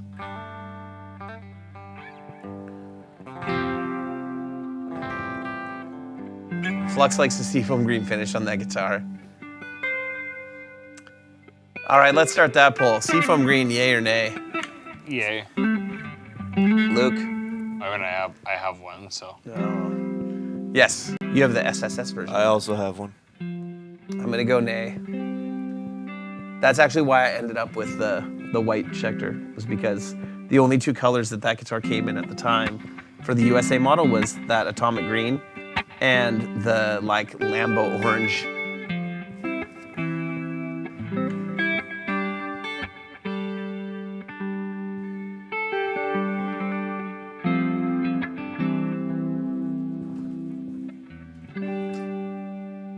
Ever play a Crook Custom? No, I haven't. Rob Baker, big yay. Rob's telly is seafoam green, isn't it? I'm pretty sure. Isn't that your telly that you accidentally spilled glue on and it wrecked the finish on it a little bit, Rob? Spilled glue. Yeah, I'm pretty sure. I can't remember what he was doing, but he was doing something with his guitar. I think he had like crazy glue or something out, got it on his guitar, and it's got like this nasty thing. Oh yeah, that's like, it's so good. There you go. Okay, that's the picture. There you go. Get that picture. Yeah, 100%. Luke found the picture. Yeah, I've been trying to airdrop it to this computer for like 5 minutes now, and it's just not working. So I'm just gonna do this, and then I will. You put the downloads on. Fiesta Red, yay? No. Rob, you're not 50. What are you doing? What's going on here? You're not retired yet. You don't have a place in Puerto Vallarta that you go to 2 weeks a year. Okay, everybody. So this is the guitar. So Rob sent okay, us. this is the original, or this is the one that we just showed. Okay, not terrible. Then there's this one. Yeah. Were you thinking that this was the flame? Because I thought this was the flame. That one's the urinal burst right there. Yeah. It just looks so much. Yeah. I don't know. Yeah, that one's way worse than the other one. What's with the pickup? Does it have plastic on the... I think it does. Yeah. Oh, come on. No, it's just because it's new. That's fine. No, I know, but come on. In a store, Luke, take that off. I know you're saying it's... Take it off. I know you're saying there's some reflection on it, but I think there is some graining in there, man. Like, you think? That's terrible. Like right here? Yeah. No, that's a like road case or something. I zoomed in on it because I thought this was also a grain. Well, then that means it's pretty transparent. Rob, please tell the story about how you ruined your telly with super glue. Yeah, Robbie says it's bad too. It is bad. That one looks terrible. It's terrible.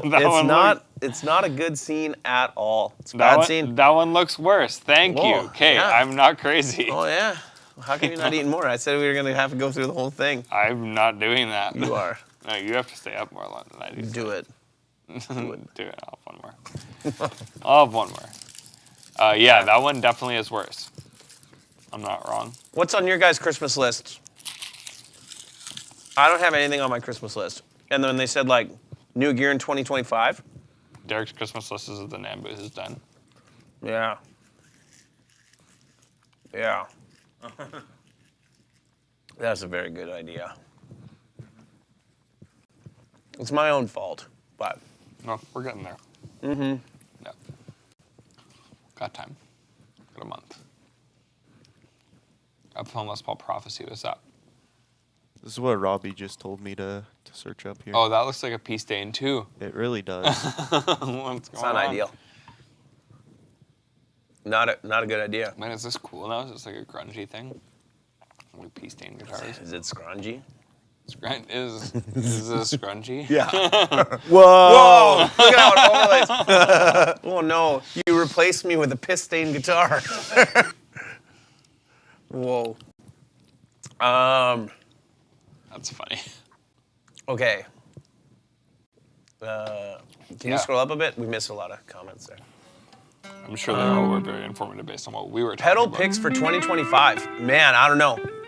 I mean, that when you guys asked about like gear for 2025, I mean, Yeah. probably zero chance I don't buy some pedals on the way to and from NAMM.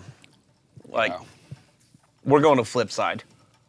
Yeah, you're gonna buy stuff. Flip Yeah. side, 100%. There's There'll be something cool no there. way that you're not. Oh, It's man. the Mustard Tiger guitar, Luke. Mustard Tiger. I want to get a microcosm. It's not a new pedal, but it's been around for a while. And anytime I hear one, I'm like, that's sick. Like, I really, really want to try one. Like the hologram effects microcosm. Luke, have you seen that thing?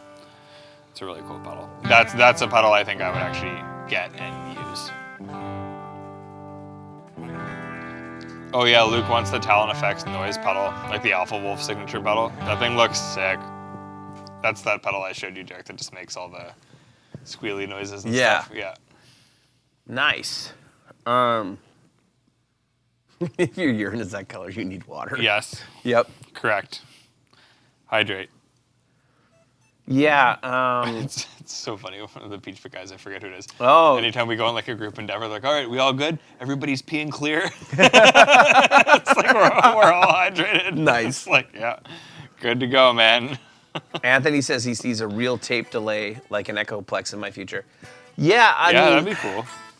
Just to have, like, I know a couple guys in town that have them. Yeah. Yeah. I think Paul might have one. I'm not Paul, sure. I think Chris has one. Yep. Yeah. But I've been like, I mean, I will always buy new pedals that I think are cool, but like, I've been strongly considering downsizing the number of guitars I have. Like, I sold a few to make room for other ones that, you know, came in, and I'm considering selling some other ones because, there's not much room left here, and I don't play enough of them, and I feel like it's too much responsibility to like make sure that they're not like drying out and you know what I mean? I don't have time these days. I mean, I could just come here and take care of all your guitars. Yeah. But Rob, okay, here's the story. The switch tip on the three-way selector wouldn't stop falling off. go up, Luke. Due out of anger, I super glued it on to show it who's boss, and then ruined my guitar. Super glue 1, Robert 0. Nice. I also appreciate that you super glued the tip on your toggle switch cap. So like, is there any chance that there's a pickguard underneath or something underneath that toggle switch that like you may have to get that cap off at some point? Yeah.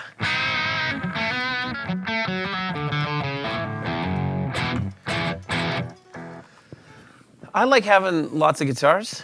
I I have a lot of stuff that I have duplicates of, and that's more what I'm like. If I'm not going to play it ever, and it's not something that's super collectible or super sentimental, I feel like I might need to Mostly move Les along. Pauls and PRS is when I'm thinking of that. Yeah. Yeah. Well, I had those Ibanez guitars. I did sell those two Ibanez Oh man, S-series. I got that RG feeling good. And now that I put new strings on it, it sounds great again. I was like, huh, this guitar actually sounds awesome. It just Those hasn't been strings restrung in 3 years. may have been the strings that came on it, unless you No, they restrung weren't. it once. I restrung Okay. it once. So that guitar's been restrung twice in 5 years. Yeah. Yeah, and it sounds fantastic now. Looks awesome, It's too. like legitimately a great guitar, yeah. In the shop, we use an Ibanez RG 550, which is Road Flare Red. Red Flare Red, which is Luke the hates. Japanese model. That's like our testing guitar in the shop. And I broke a string on it last week.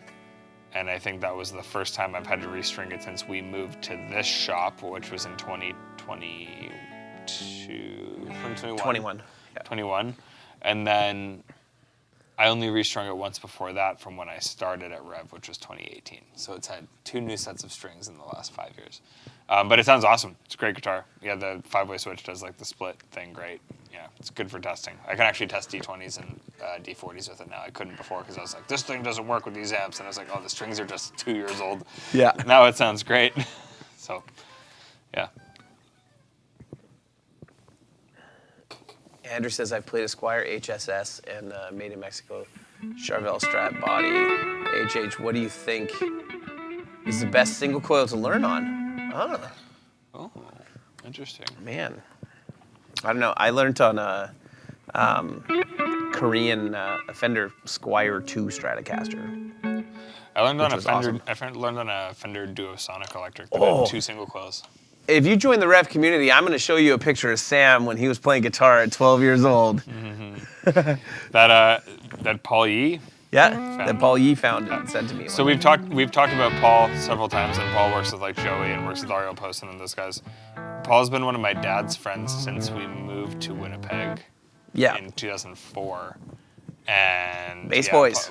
Paul has pictures of me when I was like 12 years old playing Megadeth in my room with that Tokai V. That's the V I've talked about on the stream a couple times. It's that Tokai flying V I had that I never should have got rid of. I really wish I still had that guitar. That's like the one guitar that I really wish I kept. Just because it was Who'd you sell it to? I traded it with a friend in Halifax for a Les Paul. Do they have it? I don't know if they do. I'd have to ask. Hunt it down, I'd buddy. have to check if they do. I mean, I don't know what they would have sold it for. It wasn't like it was worth a ton. It was just cool. And when my dad found it, it had nothing in it. It was a body and a neck. Nice. So he found it and just put pickups in it that he had, and yeah. Yeah, I was working the other night and Paul sent me a message. 20 years ago, Dan. Nice And try. then he, sent me a message. He's like, check this out. He's like, look who this is. And I'm like, that's Sam J. He's like, yeah, a 12-year-old Sam J. And I'm like, oh. So then, like, the next day, I messaged you and I was like, the internet has given us a gift. It was funny. I remember that day, though. Now that you brought it up, I was like, where'd you get that? And you said Paul Yee. And I was like, I remember that. Paul came over one day just to get a couple basses fixed up. And I was playing Megadeth upstairs. And Paul, at the time, I think, was in Glenn Drover's band. Yep. Who was in Megadeth. So that's why he came up and took some pictures. But Nice. yeah, it was cool. Yeah, I remember that. That's how I've known all those guys for as long as I have. Like, I remember going to Paul's old house. I don't know where in town it was. I was a kid at the time, but he used to have this big place. Portage Avenue. Yeah. Yep. Somewhere around there. And I remember going to, like, parties there with my parents, and, like, Joey was there, and Dave was there, and, like, all those guys. And we were all, like, I would have been, 12. Joey would have been, like, 15 or 16. Yeah. Dave would have been, like, 18. You know, it was funny. But, yeah. It is crazy. Back before any of that was a thing, you know. Yeah, it was very cool. And, like, Ariel was there, and, like, Darren was there. Like, so many players that kind of came out of that scene. Here's the question, 54, 57, 59, or 61 Strat pickups. Who don't know enough about old pickups besides the tiny amount I know about PAFs in old Gibsons. They sound good. Yeah, but I don't know which Strat ones are better. So I don't know. I'll defer to you, Christopher. Whatever you think is good, I'll try that. Anthony, what's your most anticipated album of 2025?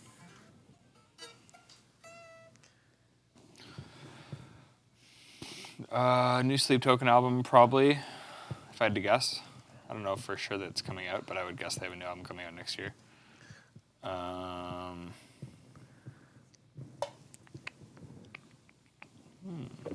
Luke? I don't know. I'd say for me that's probably it, because I'm pretty sure they would have, like, it's been every couple of years, so there's probably one coming. They never market anything, so. Spirit Box might release an album because they just dropped a new single, right? It is coming out. They announced it. Okay, Yeah. there you go. Yeah, Spirit Box 2. Actually, yeah, I forgot about that. Spirit Box, new record. The new single they put out is awesome. Yeah, Yeah. I agree. Yeah, I don't know. What else? Does Rise Against have a new record in 2025? They might. Maybe. Who knows? Ask Ish.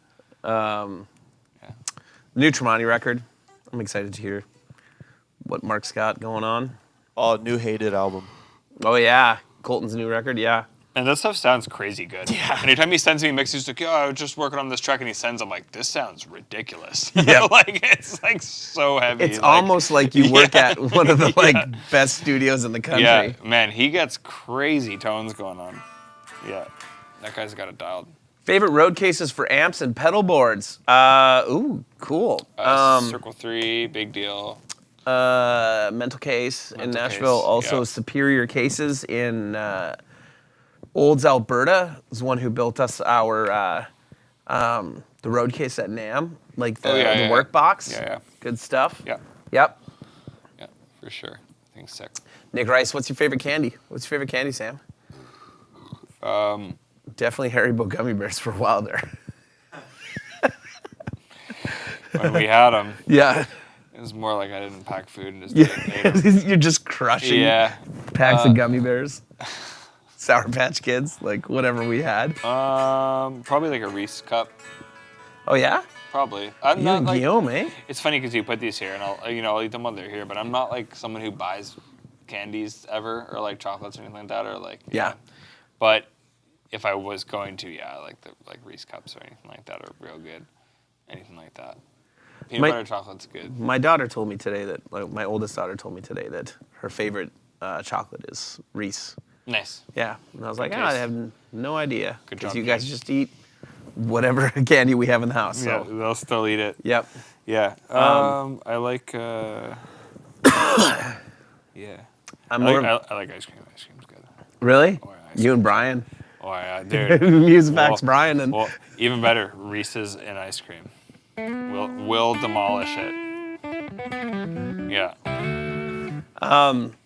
Yeah, I would go for chips and like wings and stuff over anything. Same. Like salty Any day. snacks Yep. over sweet any day. 1000%. Yeah. I agree with you on that one. Yeah. Flux, I hope at some point the reunited Creed makes a new album. Yeah, Yeah. I don't know anything about whether or not it will happen, but I do know that Mark has said that they're talking about it, or they did talk about it, or I know that it has come up. I have no idea if they're going to do it though. He hasn't said anything. I know they're working on a new Alter Bridge album. Nice. That won't come out. I doubt it'll come out next year. Otherwise, I'd say that'd be my. Crunchy chocolate bars, Dan. Yeah, that's a good one. Yeah. What do you think of those? The wafers, crunchy wafers. Remember Charleston Chew? Yeah, that was one of my dad's favorites. Actually, he used to buy those all the time. So Reese is your favorite like chocolate bar? Chocolate. I don't know if I have I'm not like a big like I know I would eat those gummy bears when we had them at the shop, but like honestly, I'm not like a big candy guy. Like I would just eat them literally because they were there and I was like hungry or tired. Like, My favorite candy is Keystone Light. Nice. That's basically what it is. Keystone Light. That reminds me of high school. That was when I could get beer for $8. Nice, Mike. That's awesome, dude. Can't wait to hear, Glad to hear new that, music Mike. from you. Nice, dude. I'm really stoked to hear that. Big Turk. That's another one. Nice.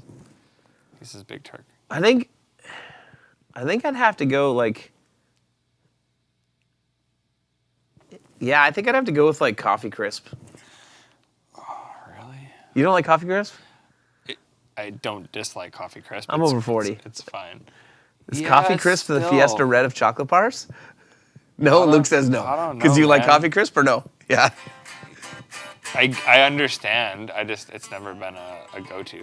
Like when you get like, what's the mix pack that you get? It's like Aero, Kit Kat, Coffee Crisp, and Smarties. I'll demolish the Kit Kat and Aeros like right away. Yeah. Yeah. Coffee Crisp will stick around a bit. Smarties will definitely stick around. Smarties or M&Ms? I like M&Ms better. You're an idiot. No, I'm not. They're softer, dude. They have a better texture. No, that's the worst part about them. No, it's better. Smarties are too M&M, like, Hershey's chocolate period is garbage. Whatever, dude. Peanut butter, M&Ms, like demolish all that. Yeah, no, peanut butter M&Ms. Peanut M&Ms, not peanut butter. Peanut butter. Yeah. No, gooey, crunchy outside, gooey inside, boys. That's the way she goes.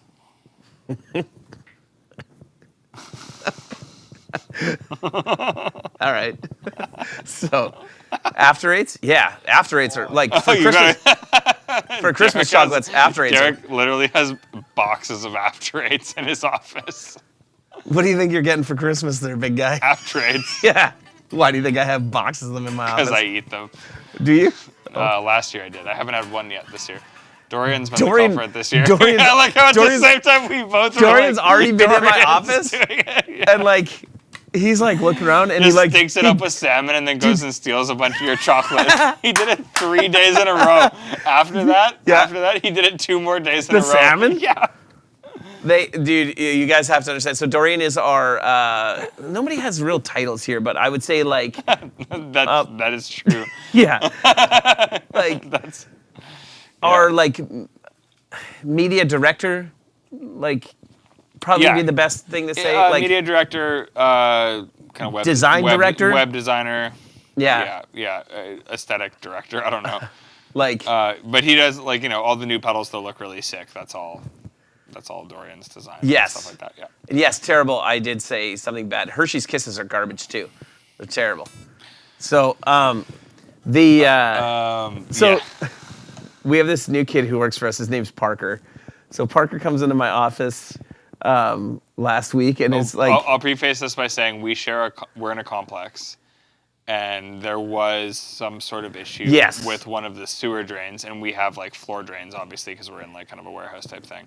And there was like scent coming up from the offshoot from the automotive shop next door because one of the drains wasn't filling. It's like a P-trap thing that wasn't filling and whatever.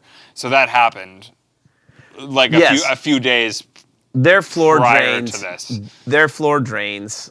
They all drain to actually, unfortunately, the drain that's in this room, like in the live room, and then that pushes out to the septic system. Yeah. So we get their stuff along with ours. But anyway, so there was a legit smell to do with that got fixed, but like that happened, and then Parker shows up in my office and he's like, he's super soft-spoken, really nice kid.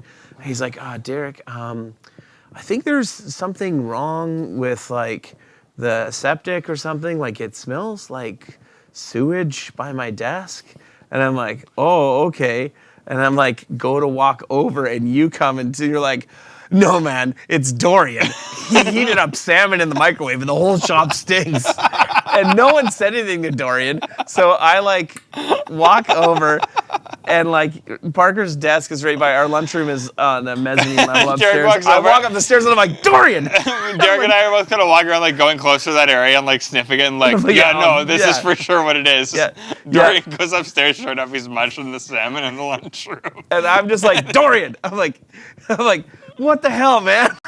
Like, no one wants to smell this, dude. You're banned from bringing your fish for lunch anymore. And then 2 days in a row after that, he brought it again.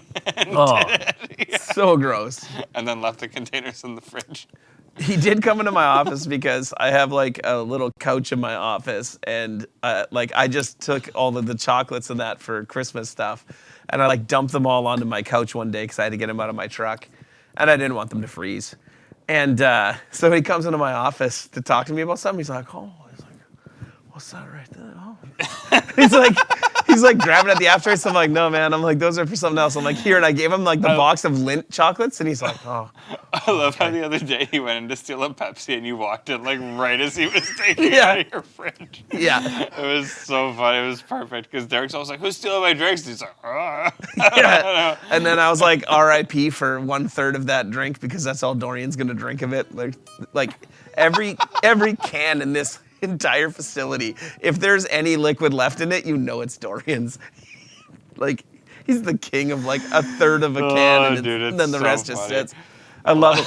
Did I tell you that? It's so funny. Did I tell you that one of his buddies, I don't know if it's one of his old band mates, Dorian, to be fair, never mind the fact that Dorian makes everything we do look great. Like, Oh, yeah. Killer. Also, he is our resident, this isn't even a joke, he is our resident cool guy. Like, if Dorian, if there's if anything is cool, Dorian is the first one to be like, hey, I think we should look at this. Like, it's doing pretty well. Like, you see the things? So, bud, rips, bud, rips. Yeah. So, No, he knows, like, if there's something that we should, like, try to capitalize on marketing-wise, he knows within, like, 2 seconds. Pierre, yes, it's a couch for naps in the afternoon. I have failed miserably at ever using that couch for a nap in the afternoon. Yeah. I have tried. I think I've come to you once in the entire time you've worked here being like, I'm going to go lie down right now. I remember one day where you're like, do not let anyone come bother me. Yeah. Yeah. Just, I need a quick nap. That did happen once. But. In my defense, there is very few nights here, especially the last few months, where I am not here till at least 3 o'clock in the morning. So, Yeah. But I always think, oh yeah, I'll get a quick nap in, but no, there's no way. Anyway, Dorian, the other day, we were out talking, and he said something about one of his buddies was like, commented about how my impression of Dorian, he's got that impression spot. Oh yeah, spot on. You and I both can do it. It's pretty good. Yeah, rips. Yeah, rips spot. Yeah, she rips. He's also probably the most Canadian out of all of us. So I think he's doing it, and I think he does it to mock us. maybe. His band Sick City was sick though. They were real Yep. sick. So, yeah, he's a good dude. I'm a workaholic. Yes, he is. Yep, a little bit. I can't really not admit that, but the joys of owning 2 companies. Yeah, you asked for it. He's got both of them going. Well, I asked for the first one, and then this one I didn't think I was going to be as involved as I ended up being. It's just the way it went. I wouldn't trade it for anything, though. It's still awesome. 100%. Only Sam shirts still available? They're I think so. still If they're on the website, they're still available. I did love that you posted on social media about like, hey, if anybody's trying to sell shirts of mine, like Terrible's it's a bot, and I'm Terrible's like, no. calling you out on all your shit. What's that? I don't like Rush. Don't like Hershey's. Always talk about the rectifier, but when there was a shirt giveaway, it's Derek's hand. Terrible, I love this. This is the best. Nice. This is awesome. All work and no play pays the bills. Nice. Yeah, Robbie, you're not incorrect there. Hey man, I stopped talking about the fact that I don't like Rush. Now it's just you guys that bring it up. But yeah, I don't like Rush. And I do love the rectifier, but I would say you probably played a rectifier the most. oh, that's all for high gain that was your thing. That was my thing when I played Demand. Yeah. For sure. Yeah. Jack, what's up, buddy? How's it going? My actual favorite amp is the Generator 740 Mark II. So there's that. So my favorite non-rev amp is the Marshall AFD 100. Still 740 Mark II? Yeah. Yeah. Something to it for sure. Yeah, I just haven't played the G50 enough to really know. You have. I mean, you have one, right? I have, but it's a different thing. And I think, like, when I think of what you're playing and what you enjoy playing, I think that the... Jack is spot on, bud. You got me. That's awesome. Jack was one of my students for a while. I forgot what I was talking about. Nice. The 740, I think, suits your style a lot. Yeah. Like your style of tone. Like the G50, I like because like the high gain tones are a little more modern and more kind of compressed and forward, you know? I really like the immediacy of the green channel on the 50, though. I just haven't spent enough time with it, but totally. It's super punchy. It's very tight, yeah. So, yeah. Doing good, man, yeah. Doing good. Stainless frets, not on any of these guitars, but yep, love stainless frets. Yeah.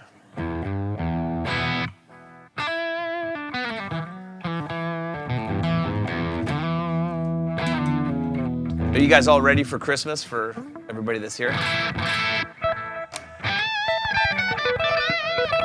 I've done all of my Christmas shopping, and for the first time, I have all of the like staff stuff all done, not the morning of the Christmas lunch. Yeah. So.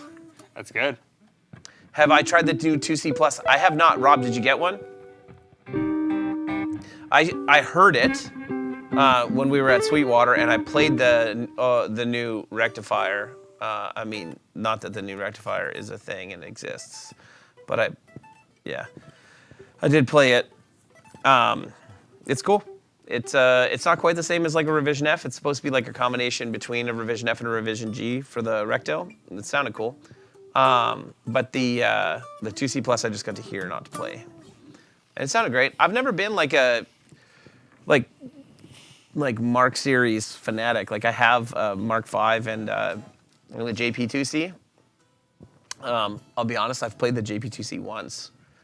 I've never actually played it more than that, so it sounds cool. I got it on, I'm pretty sure I got the JP2C on trade, didn't I? Think so. Yeah, I Yeah. forget where it was from. But, Yeah. yeah, Jacket's a banquet buddy. That's what we got right now. Nice. We got PBRs in there, you just don't have them in the fridge. Because I will say that about Dorian, is he doesn't refill the fridge after he empties it. That is correct. Although he doesn't drink the beer. I was going to say, he So- doesn't touch the beers. So Bo doesn't bother refilling the fridge. That's true. Yeah. All right, we're getting a little long here. It's getting to be close to that time. Sam's got another 8 minutes left in him. So, I was here at 7:30 this morning. I know, I'm not knocking you. I'm saying that at the 2-hour mark, that's when it comes to an end. I'm bugging you. I'm also bugging you. Oh. You got to eat most of those before we go, though. So, What's sad is I could eat all of those, but I won't. oh, Poo Ninja. Hey, yeah, that's a great point. Just a reminder, everybody, help out our good buddy Glen Fricker and go put his playlist like on, even if you have it on mute and you aren't watching it. Just help him out with the old algorithm there. He's taking a break from YouTube right now while he takes care of his wife Julie, who had a stroke, and it sounded like there's some news that, yeah, it seemed a little bit positive. I don't want to share much of anything, but it's I heard from Glenn for the first time in like the last week or two, and he told me he got his NAM badge because I just sent him one because he always gets one from us. So I don't know if he's gonna go or what, but I would assume as of right now, probably not. But yeah, it was definitely better news than what I was, worried was gonna come out. So, but yeah, go watch anything. Go watch anything of Glenn's and just help him out. That's the thing, right? Like, as long as there's consistent activity kind of going on within his channel, whether he's posting, if people are kind of consistently viewing it, it'll keep feeding into people. Yep. And obviously, the way that people keep consistently viewing is if he's posting stuff consistently. So I think it's one of those things that doesn't seem like it would help, but actually does quite a bit. Even just leaving it on in the background or something, like, yeah, because that's a tough situation for someone who that's the bulk of their living, right? Mm-hmm. Yeah. Oh, thanks, Justin. Can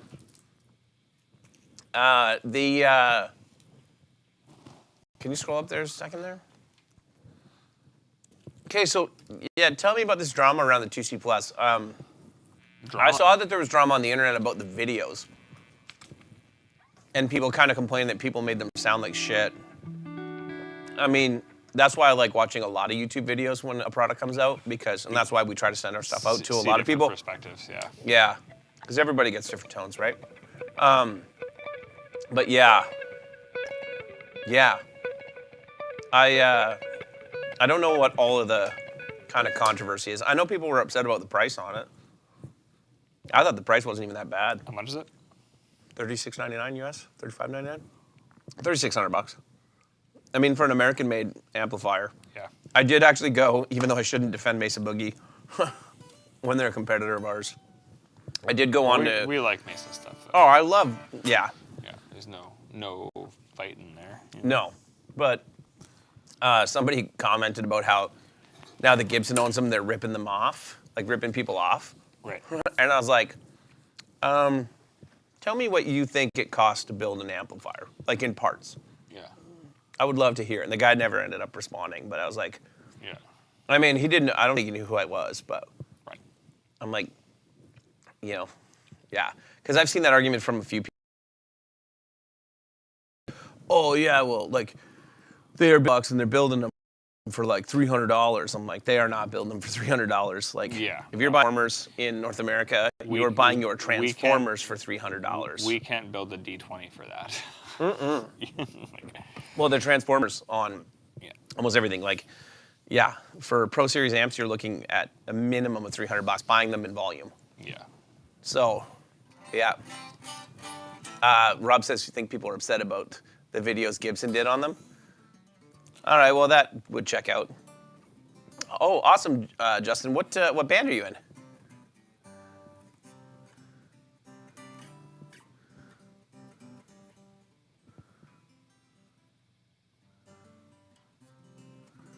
Oh, nice.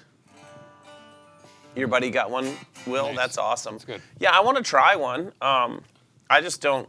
I already have a bunch of amps that aren't on the wall right now that are like on racks that you guys can't see here, or actually behind the wall is full of a bunch of stuff. So, and because I was never like a big 2C plus, or like Mark Series fan, period. I was like, I would be more likely to buy the reissue rectifier than I would. Yeah. But I mean, I'd probably get like the MT100 or something like that beforehand. I'm terrible though. Like I always wait till I can find a really good deal on something before I buy it. Yeah. Like. Yeah, I mean, I'm kind of the same way. If an opportunity presents itself, like I have what I need to do, you know. The Deliberate Strangers. Cool, man. We'll check that out. Yeah, that'd be sweet. Send us some of your stuff. We're always want to join the Rev community on Facebook and post a link to some of your music. That's the fastest way that I'll check it out and give you my input about what I think of your songwriting. It just sounds great, dude. Don't write Bonfire. Yeah, that's true. Man, I don't know when Jeremy's coming to NAMM, so I don't know when Jeremy's going to get tired of this. What is it? Oh, I should remember it.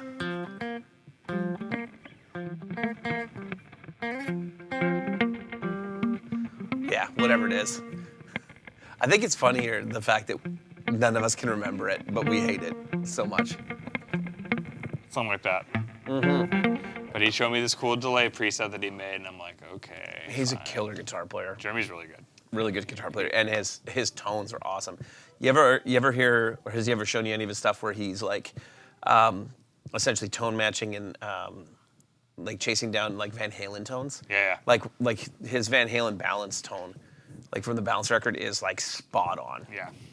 And he can play a lot of. He actually knows what he's doing. Yeah, a lot of the licks. So. Yeah, for sure. Yeah. Yeah.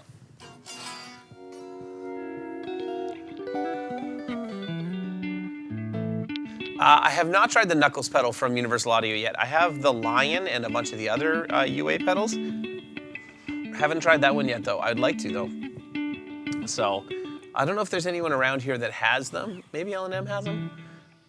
I mean, I'll be honest. Apart from when I was in Montreal going to guitar stores, I have not gone to anywhere that I didn't need to go the last month, pretty much. So, I got to wait till I go back to Nashville. I was going to say it'd be nice to get back into that again, Yeah.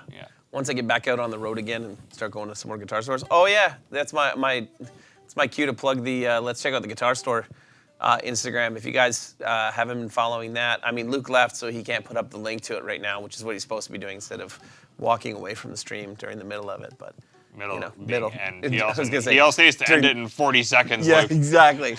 Way to go, Luke. That's all good.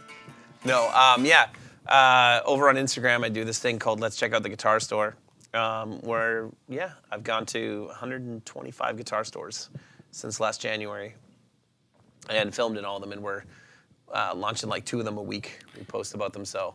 Nice, yeah. Dan, I have not tried those, but I'm really interested in it because I had like the Hilroy. What's that? Do you know where to get those pedals? I don't know where to get them in town. I don't know. I'm assuming the guy. Reach out to the dude who makes them, I guess. Yeah. Which we should probably know who he is, considering he's in our city. Yeah, we should definitely just get one. Yeah. I'd also like to try one of those Peters amps.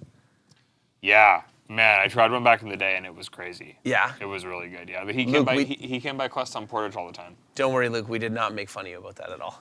Oh, that's okay. Yeah, not at all. Just Couldn't hold it anymore, boys. I'm sorry. No? Yeah. You're good.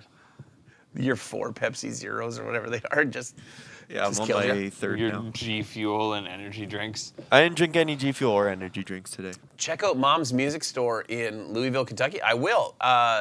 Do me a favor, join the Rev community on Facebook. Tell me which guitar stores I should go check out. They or you know what? Better yet, just follow the Instagram and just comment on one of them. One of the posts, which guitar store I should check out. They discontinued the Hilroys? Why?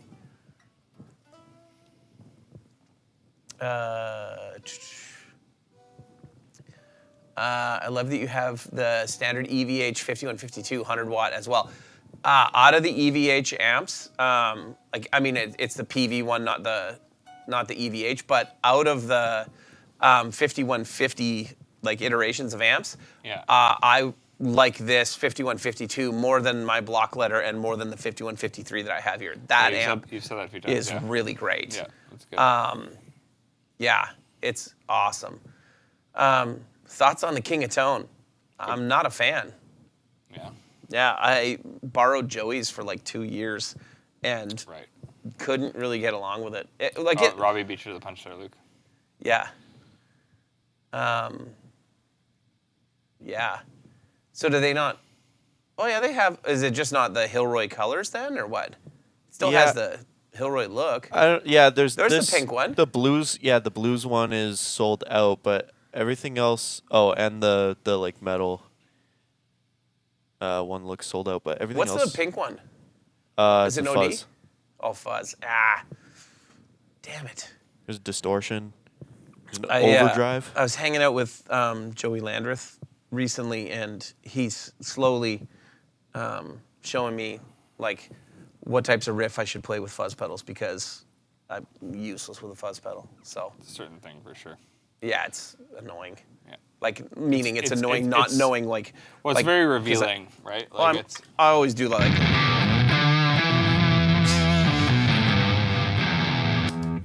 That's the only thing I have that sounds kind of fuzzy. Yeah. So you could get that to do you just gotta dial it from the right way. But it's a very revealing tone, you know. Oh, Braxel, that's awesome that you've been on the wait list for 6 years and you're just about to be up. Yeah, wow. he was talking about that before. Yeah. That's awesome. Yeah. Oh man, they're not going to make any more in that line. That's too bad. Wonder why. I don't know. Anyway, it's been fun, but I think I need to go to sleep. Yeah, you definitely do. Yeah. Yeah. Yeah. We won't see you next week, but we'll, so for anyone asking about the contest, we will be announcing the winners sometime next week. We will make it known as to when that will be.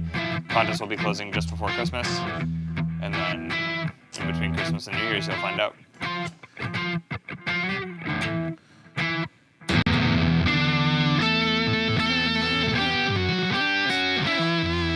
Nice.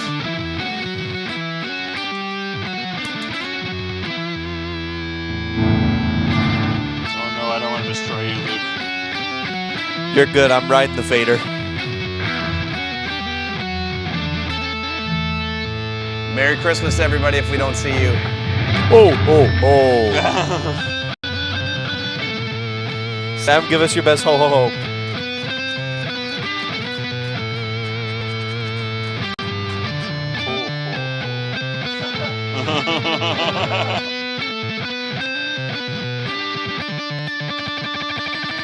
Merry Christmas.